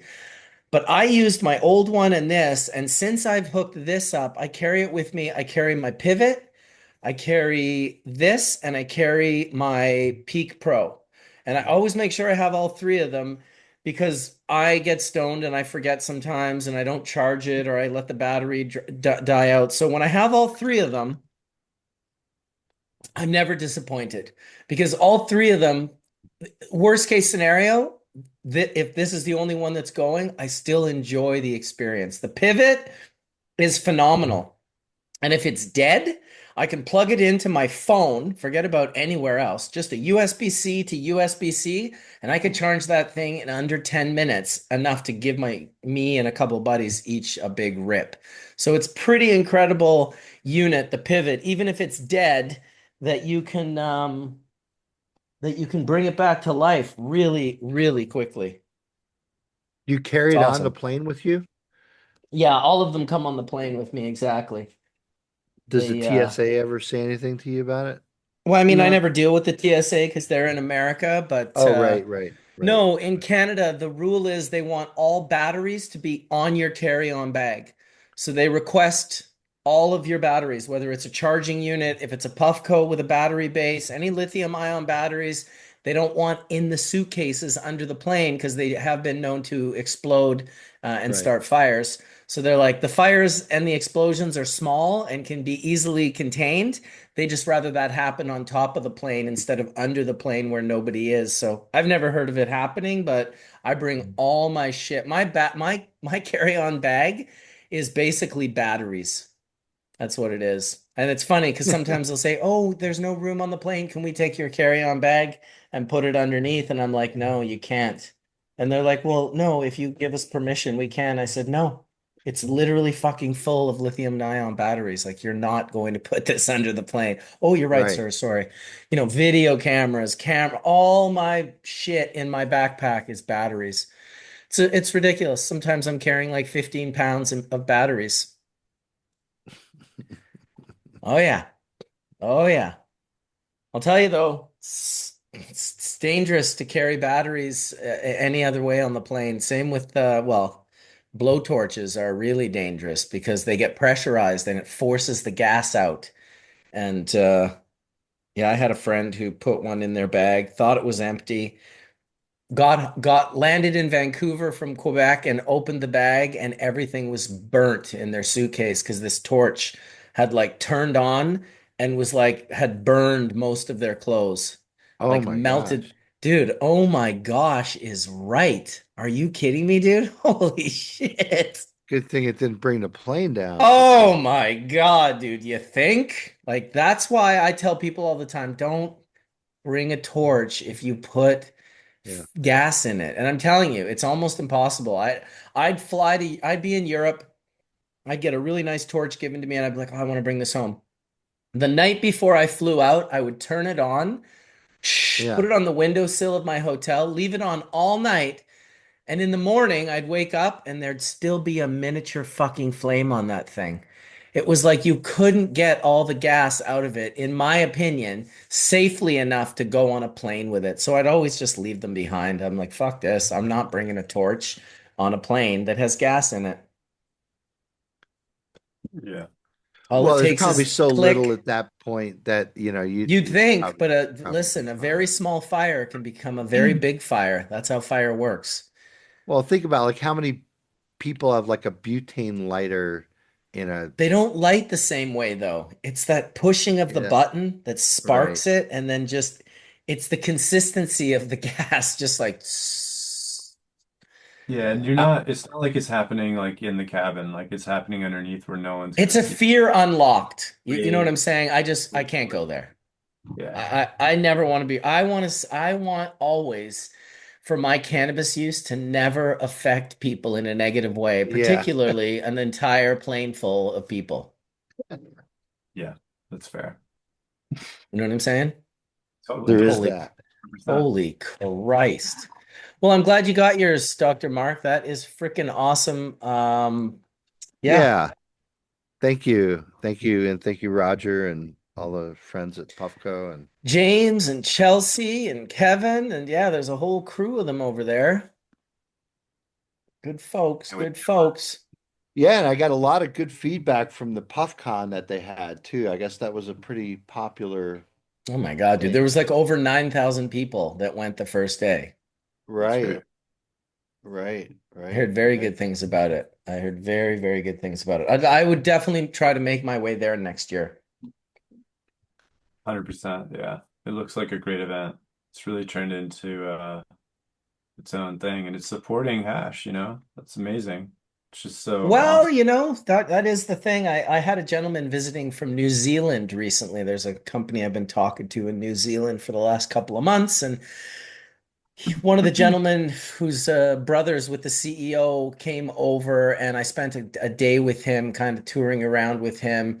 And I was showing him the Puffcos, and I was showing him the Pivot and the Proxy, and he hadn't really seen it too much. But I said, this company right here has done a lot for the normalization. And of course, there's many, many companies that line up behind Puffco that are pushing, that boundary as well. But Puffco has done sort of the highest level of mainstream exposure to dab culture.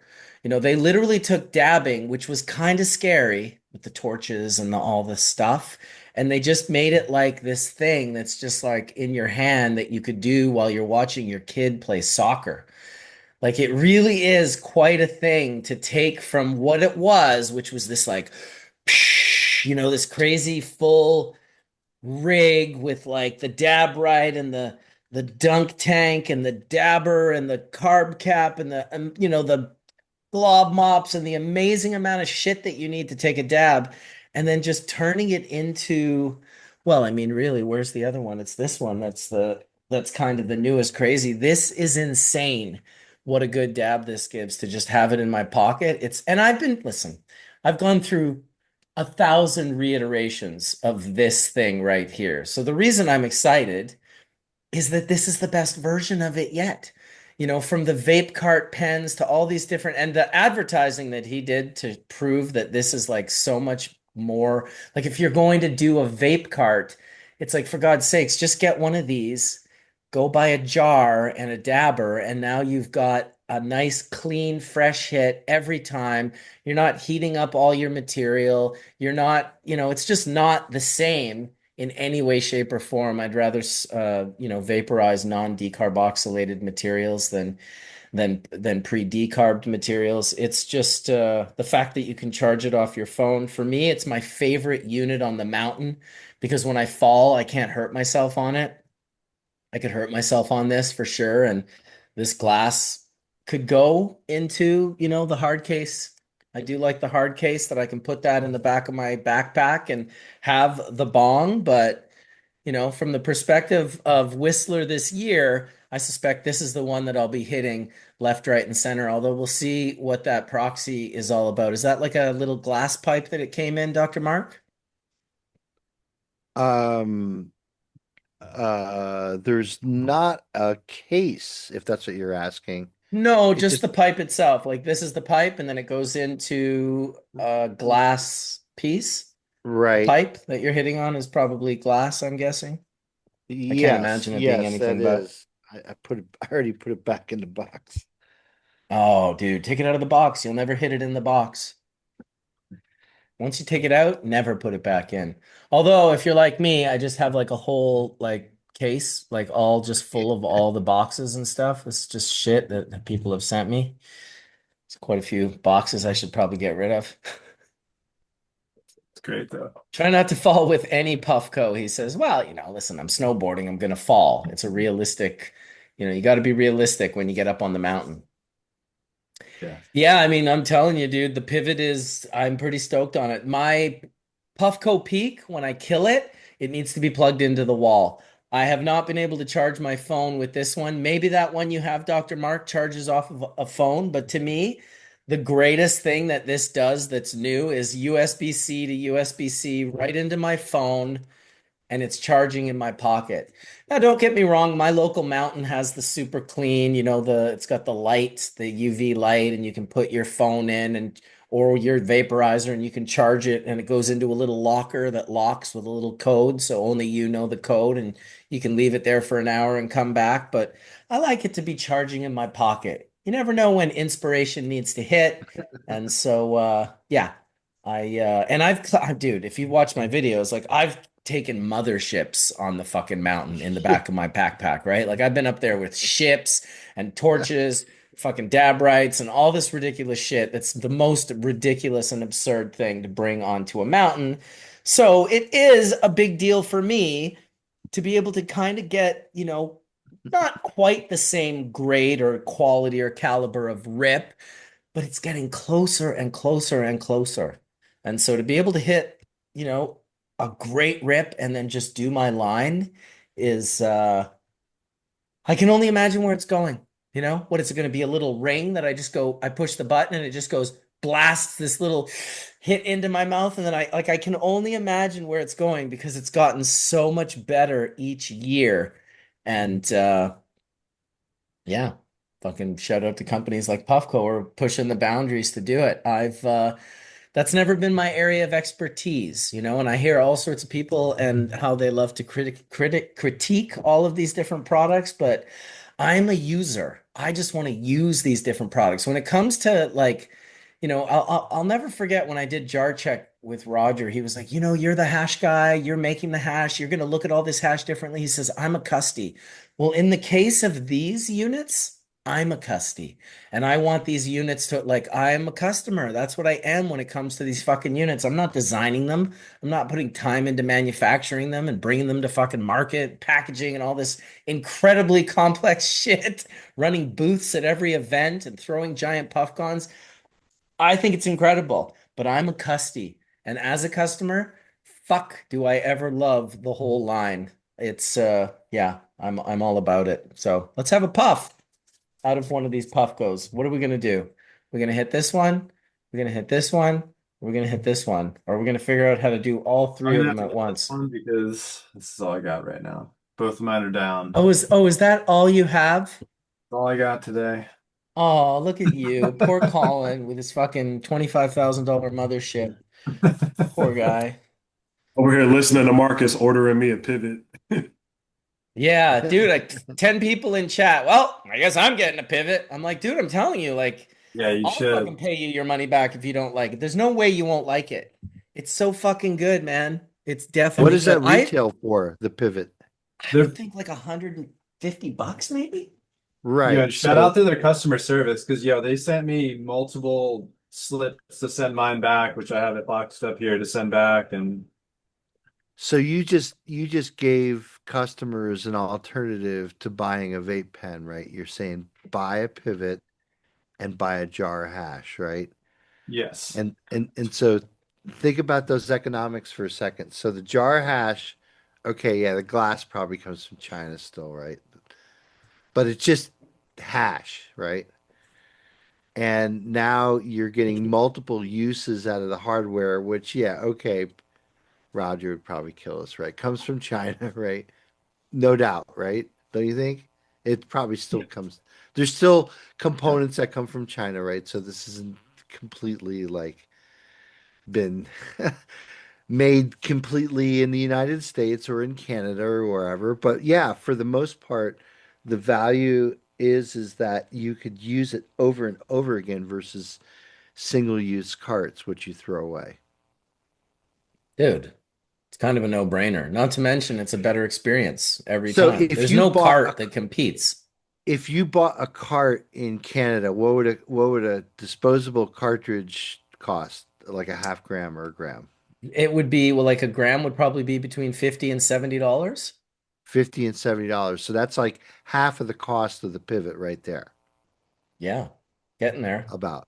So It'd for be the 2 to 3 carts. Okay, so for the cost of about 2 to 3 carts, you can buy a pivot and have a jar of hash where you could smell it and not just look at some oil that's inside a tank. Well, that's it. And then you could run all sorts of different resins through that pen because you can clean it each time. And then you're also, someone in the chat as we're talking about this said, the money I'm saving in butane since owning my pivot is crazy. So then there's also that aspect. So you have like sort of a multitude of Oh, for aspects the where lighter. For the light. Okay, I was thinking for the the extra. torch, Okay, for the torch. Right, right. That torch yeah, will eat it's up some butane. the torch does eat up butane. You don't think it does, but it's pretty consistent. And if you're puffing tough, you're blasting through cans. And it's Yeah. like, I don't want to do that at all. I mean, I've got my universal heater here that I'm heating my banger up with, but for me, I like to have different units for different times. It's just not convenient for me to be snowboarding and have a mothership with me. It's ridiculous, but it's totally convenient for me to just have this. And in the long run, I'll always have this, even when I'm at home, even when I'm wherever. And the odd time it even comes in handy when I think I'm about to take a rip out of my rig, and then I realize, oh, the universal heater was turned off. It's not turned on. It's like, fuck it, I'll just take the rip out of this. So it's all about opportunity and when you want to hit what. They all, nothing compares to what Colin just hit. The banger, the dab through the shit. Like that is like, we're not trying to say these things are the equivalent to that because they're not. And if you're someone that hits those things all the time and you go back to hitting, because I see those people complaining all the time. They're like, oh, I don't like those units. They're no good. They don't give me the same high. It's like, well, dude, you're basically the equivalent of a rosin crackhead. Like, no shit, they don't fucking compare with the high. Like, you're smoking fucking 40, 50 dabs a day. You're smoking like quarter gram dabs. It's like, no, these machines were not designed for you. In fact, what happens with those people when they use these machines is they put in too much, they suck too hard. They get oil going into the internal components of the units and they eventually break the unit. And some of them, the ones that puff really tough, break them very quickly. And then go on Reddit and talk about how shitty they are and how shitty the company is and how shitty the equipment is. And it's like, bro, this was designed for a normal amount of puffing, not like steroid level crackhead level fucking puffing. And don't get me wrong, I'm not judging. I applaud your steroid crack level of puffing dabs.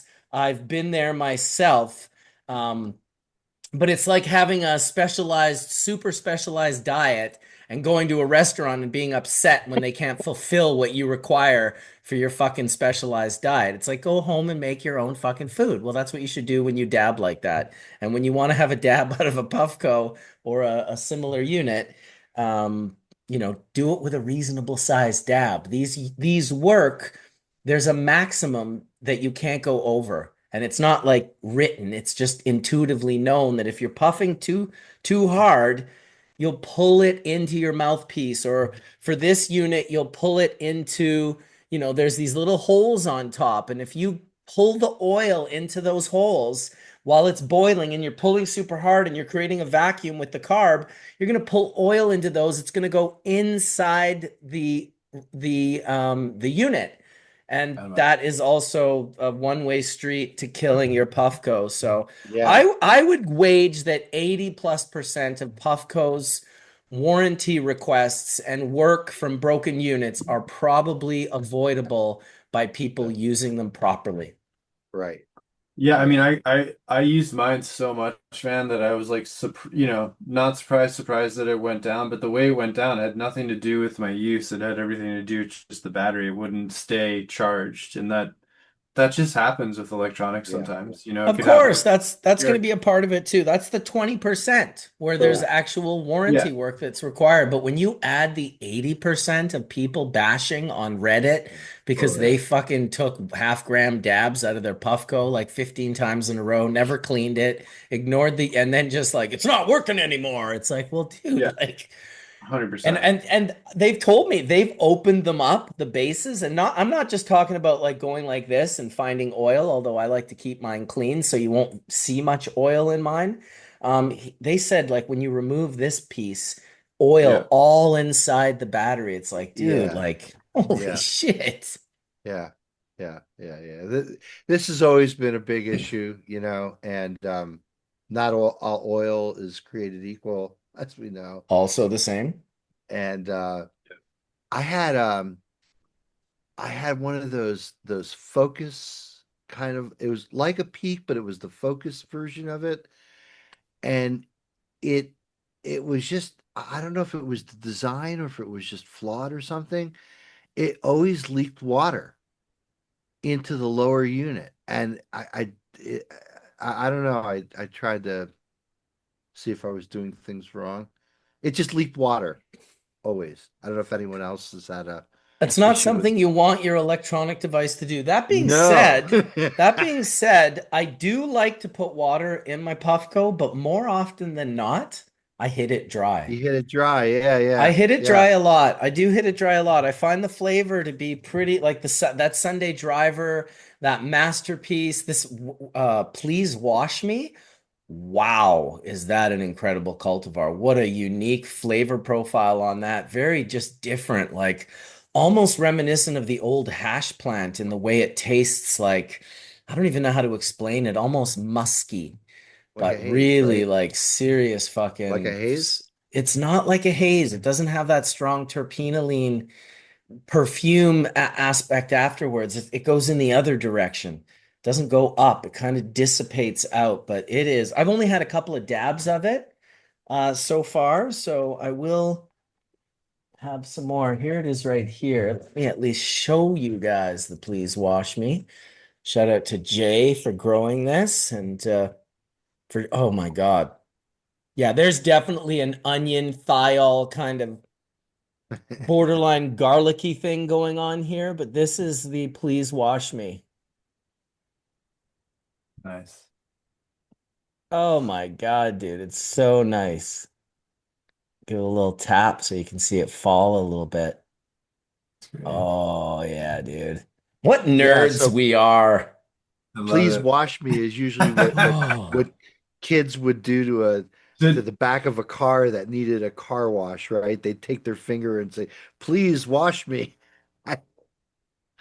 you know what Like, the please genetics wash the are car. on the Please Wash yeah. Me? Well, this was Please Wash Cat. Yeah, I'm about to tell you, it's got to have some fucking like GMO in it or something, dude. It Yeah. is so fucking garlicky. So, strawberry banana, infamous series seeds, Strawberry potent banana. cross between the popular strawberry bubblegum and Crockett's Banana Kush strain. Wow, I wouldn't have guessed that at all. It's probably the Kush that's giving it that, you Dude, know, it's very, very, very garlicky, oniony. awesome. Like that's just thiol goodness. There's Oh Nice. my just God. rockets. It almost goes at the end of it too. It almost goes into a burnt rubber. Yeah, it's got to be the Yeah, like Kush. Ian was saying, right? Was Oh my Ian God. saying that like at a high concentration that they all smell like burnt rubber, but at the low concentration where your nose can barely sense it, that's right at the like the threshold, break hold Yeah, where this is at threshold, dude. This is yeah, perfection. Yeah. Fuck. cool stuff. Love Cannabis it. is amazing, man. Come on. A good Kidding Kush is me? no, it's the best. All right, I just got the text from trainer. I'm all set. Woo! Well, you're not quite all set. You're B ups. You are now lined up to be all set. Yeah, he takes good care of Is us. he going to hook you up with live hash rosin? I don't know. We'll have to tune in next week and find out. What did trainer Fuck. hook Dr. Mark up? In fact, Yeah. we'll pull proxies next week. I'll make sure we Yeah, got it when he all. hooks you up, film it on your phone of what you're puffing Okay. so we can show that next week. Next week with Dr. Mark on the live proxy haze cam. Yeah. What did Dr. Mark puff with trainer? Getting trained by trainer. Yeah. We all know trainer's one of Trained the by best hash train. makers in the state. So Hell yeah. Hell yeah. That's yeah, awesome. it's good to have a relationship with a great hash maker, right? Oh my goodness. Listen, I've always thought it was super important myself, even though I am a hash maker myself. I Yes. love to know great hash makers. I love to keep my finger on the pulse and if there's anything I can somehow do, it's one of the Well, joys of my brand because I it's need to like being a find a great musician, hash maker. right? It's like being a Right. musician. You appreciate other musicians and you appreciate collaborating with other musicians, and you'll never look at a piece of music or hear a piece of music and say, well, that's shabby. It's just like, what's good is good and what's not good is not good, right? And Colin, you're a musician, so you can relate, right? It's all about collaboration and 100. and not and having humility, right? I think as a Yeah. scientist, I think one of my most enduring qualities is I have humility. I'm not afraid to be wrong, whether it's in the lab or the studio, right? Yeah. And it's like listening to others is important in music, right? Because Yeah, that dictates what happens next, widens and your perspective. can't get to what happens next without listening. So, you know, it's an Colin, we got to play music, important man. When are we lesson. going to get together and play music? I got two keyboards right over here. Come on, man. That's Paul and Calmer. Right there. Yeah, we're coming. Yeah, didn't We're he coming. start a reggae Colin band? Palmer. Let's go. Paul and When Calmer. when when Bubble Man comes to Quebec next, come up to Vermont and we'll beeline up there and go see him. Dude, that'll be in less than a month. I'll be there All in right, three well, we're weeks. ready. Let's go. So I'm not joking. Like that'll be pretty. I've got a pretty big anniversary coming up with my wife. It's our 30th wedding That's anniversary huge. on November Congratulations. 2nd for my wife and I. Oh, we got Wow. to have spouse church. When's that going to be? Yeah, I don't know about spouse church. I better treat my wife a little bit better before I let her come on here and talk about me. No, I'm just joking. No, I like the idea. I think it's funny. I think it would be cool. We We could can't bring announce it though. It can't like just have to be all of a They sudden just have to show people I up. know. tuning People in. will be like, who are all these chicks on Hash What are Church? what are they talking about? Paul and Calmer in the house. Colin, and he just has too many plants all the time. Yeah, Colin are your guys' husbands obsessed with smoking this stuff the same way mine is? Oh yeah. Yeah, they are. What No, could I they didn't have possibly time. find to talk about 4 hours every Sunday? God, you guys Possible. do this every week. What can you possibly have to talk about? Oh, we'll probably start with weed. Get I them usually like start with weed. After we talk about weed for, a decent amount of time, then usually it shifts over to hashish, right? Then we talk about that for a little while, a little bit of the hashish. There's some hashish for you. Balls.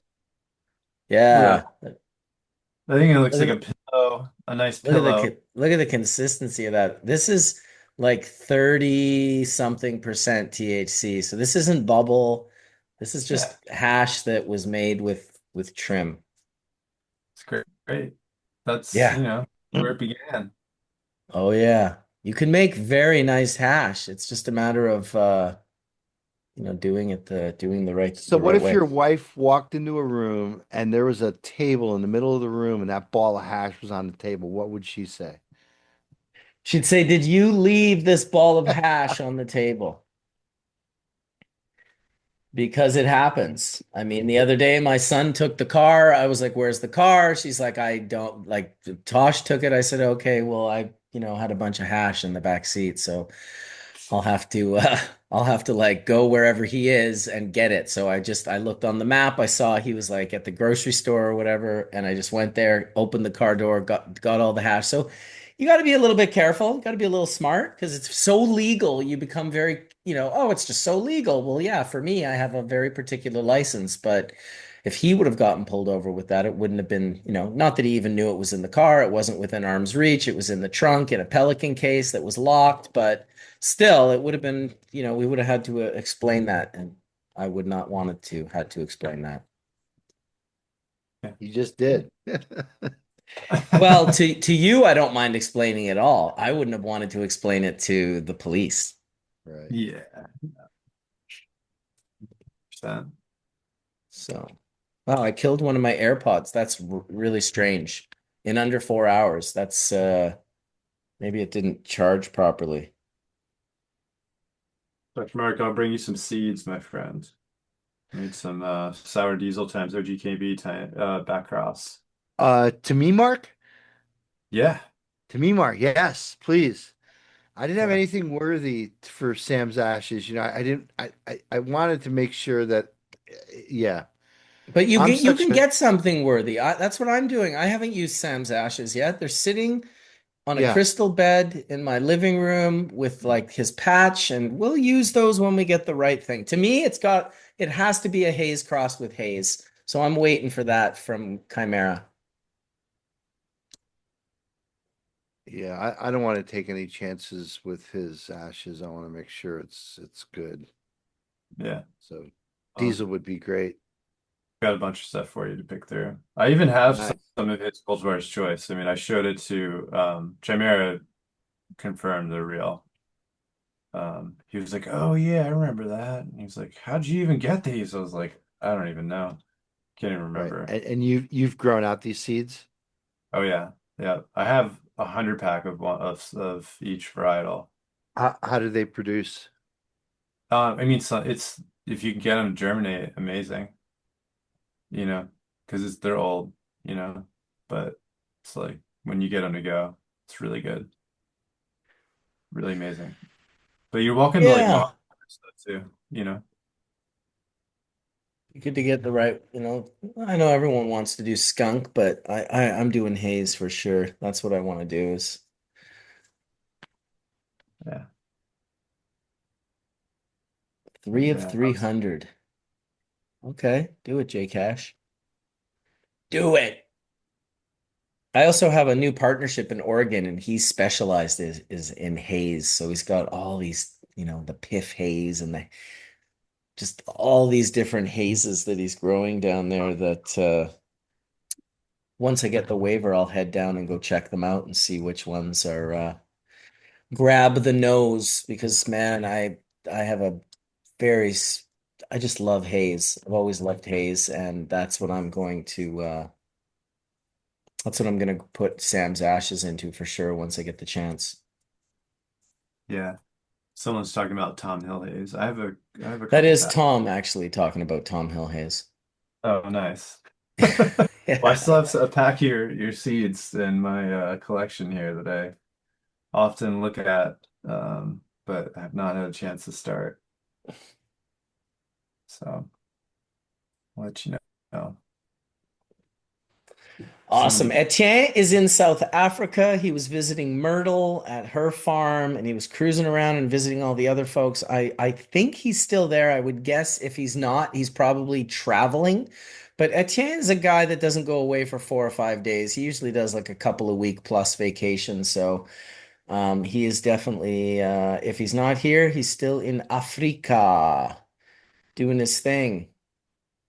We're lucky to have that guy share so much of his time with us as well. Always a bonus when Etienne comes and shares all that he's doing. And I'm excited. It's Canadian Thanksgiving today. I've got to go have a really nice Thanksgiving dinner with some wonderful friends in the mushroom picking world, foraging world. He's a big forager, so I'm sure he'll have chanterelles and oysters and other cauliflower mushrooms that he picked over the last couple of days. I know because he's been sending me pictures of them.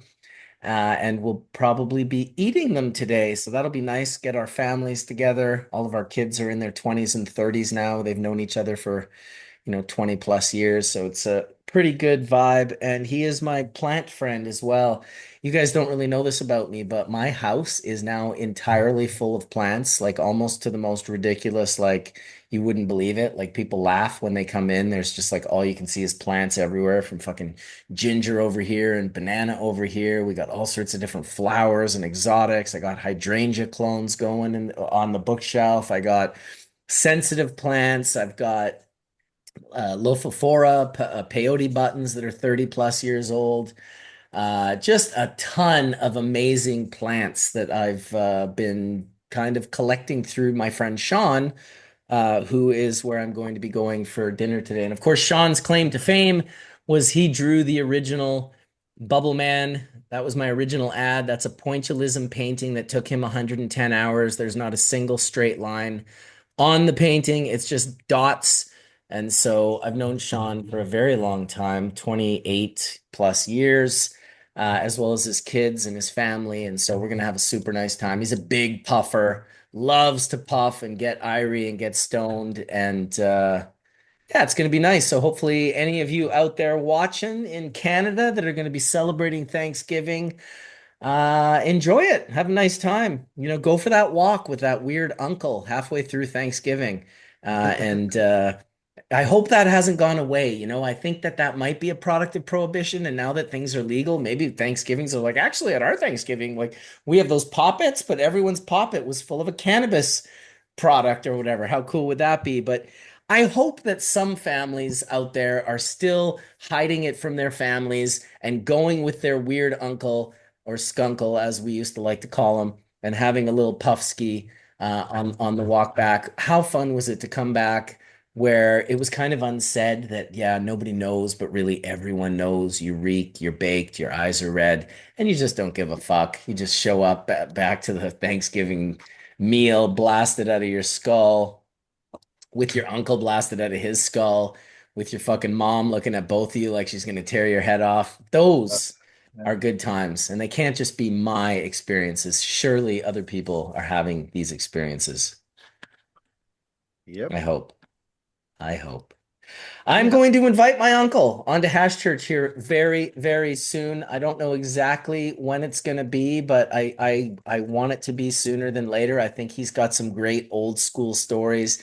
Do a little interview on him. He's been puffing for, gosh, I want to say like 50 years. The messaging tab has a new look. All right, well, we don't need that. On the Is this other your side of dad's brother, things, Marcus? this is my mom's brother. My dad was Your an mom's only brother. Okay. child. Also, I have Kaya, who I've been speaking with, and he's going to come on with his new team, with his new crew, the new, seed company that he's got, which is like a whole slew of people. Now, he sent me a message. I'm guessing it's on on Facebook because I've always already checked three other places while I'm talking simultaneously looking for this message so I can actually remember the names of everyone before I shout them all out. But I'm almost there. So he's going to be coming on November 9th onto Hash Church. And let me see where you at, Brethren. You're not going to find anything under Kaya, right? Because you're going to be under your real name on Facebook. So I just won't be able to find it. Awesome. Love it. There he is, Bradley Eklund. Got it. Okay, so we got Ghost, Kaya, Fuji, Sunny Chiba, Josh D, and Chemdog will be coming on November 9th. That's going to be a fucking killer episode. These guys have a whole thing going on. Dream Team, A Team, whatever you want to call them. They're a solid fucking team. And we're going to have them on November 9th. Been trying to organize that for quite a while now. Have some other shows in the queue. I know Canna has a show they want to curate here in the near future. And then I want to do the Glass Church with Slinger and D-Rec. That Slinger Church the other day was super fun. Just nice to see him just be so excited and telling histories that I hadn't really heard in decades myself. And we remembered things a little bit differently, but it was still really exciting and nice and fun. And so we're going to have that happen as well. And then I have another group that's reached out that wants to do a show. So we should have three curated Hash Church shows that are happening here in the near future. And like always, if there's a show you want to see or there's an idea that you have or whatnot, you can reach out to me at bcbubbleman@icloud.com and we'll put it together and we'll curate it and we'll make it happen. I'm excited. I'm looking forward to it. I've also spoke with Ian at Abstract, and they want to do another volatile organic compound show. Alec from SC Labs missed that. Nick was there, but Marshall Laguerre, the PhD sensory scientist specialist from Yakima Chief, he missed it. Jeremy Plum might have been there, but wasn't there. I want everyone to be there. And so I'm hoping we can do that show again, a part two, if you will, go even deeper into these molecules, deeper into these aromatic volatile compounds and just geek out on it because that first show was super fun. I think stacking the panel with even more brilliant minds will help it to, take it to another level. So we're going to do that as well. So there's lots of good things and exciting things to look forward to. We have about 10 more shows left for the year before it's going to be over, and we'll have done the first entire year every Sunday of Hash Church. Fuck, probably since the third year. Maybe the third or fourth year was the last time I did an entire year without missing an episode. So shout out to us for showing up and being here and making it happen. Appreciate both of you guys, So core 52 members of the episodes? group. What's that? There'd be 52 episodes, right then, At right? least, yeah, there will be 52. 52 weeks in the year. It should land on 52. Sometimes weird things happen and it's 53 or 51, but the bottom line is we're going to get every one of them this year. Shout out to the sponsors, the Press Club, Puffco, Grandmaster LED, Fresh Headies bubble bags. Go check out those Fresh Headies bags. They're 60% off with that Hash Church discount code. You'll see 50%'s already been removed before the code. The code is just going to give you another 10% off of there. And yeah, thanks everyone for joining and gathering. We've got about 12 minutes left, but I don't know, maybe there's something you guys have to say in the last 12 minutes here, or should I cut it loose? Happy Anything? Thanksgiving. Happy Thanksgiving. Well, it's not quite US Thanksgiving yet. That's going to be in another month and a bit or so. But yes, to all the Canadians out there, regardless if you're at home or not, happy Thanksgiving to you. May the full melt bless your bowl sooner than later. And I think we'll leave it at that. Peace out, everybody. Thanks for watching.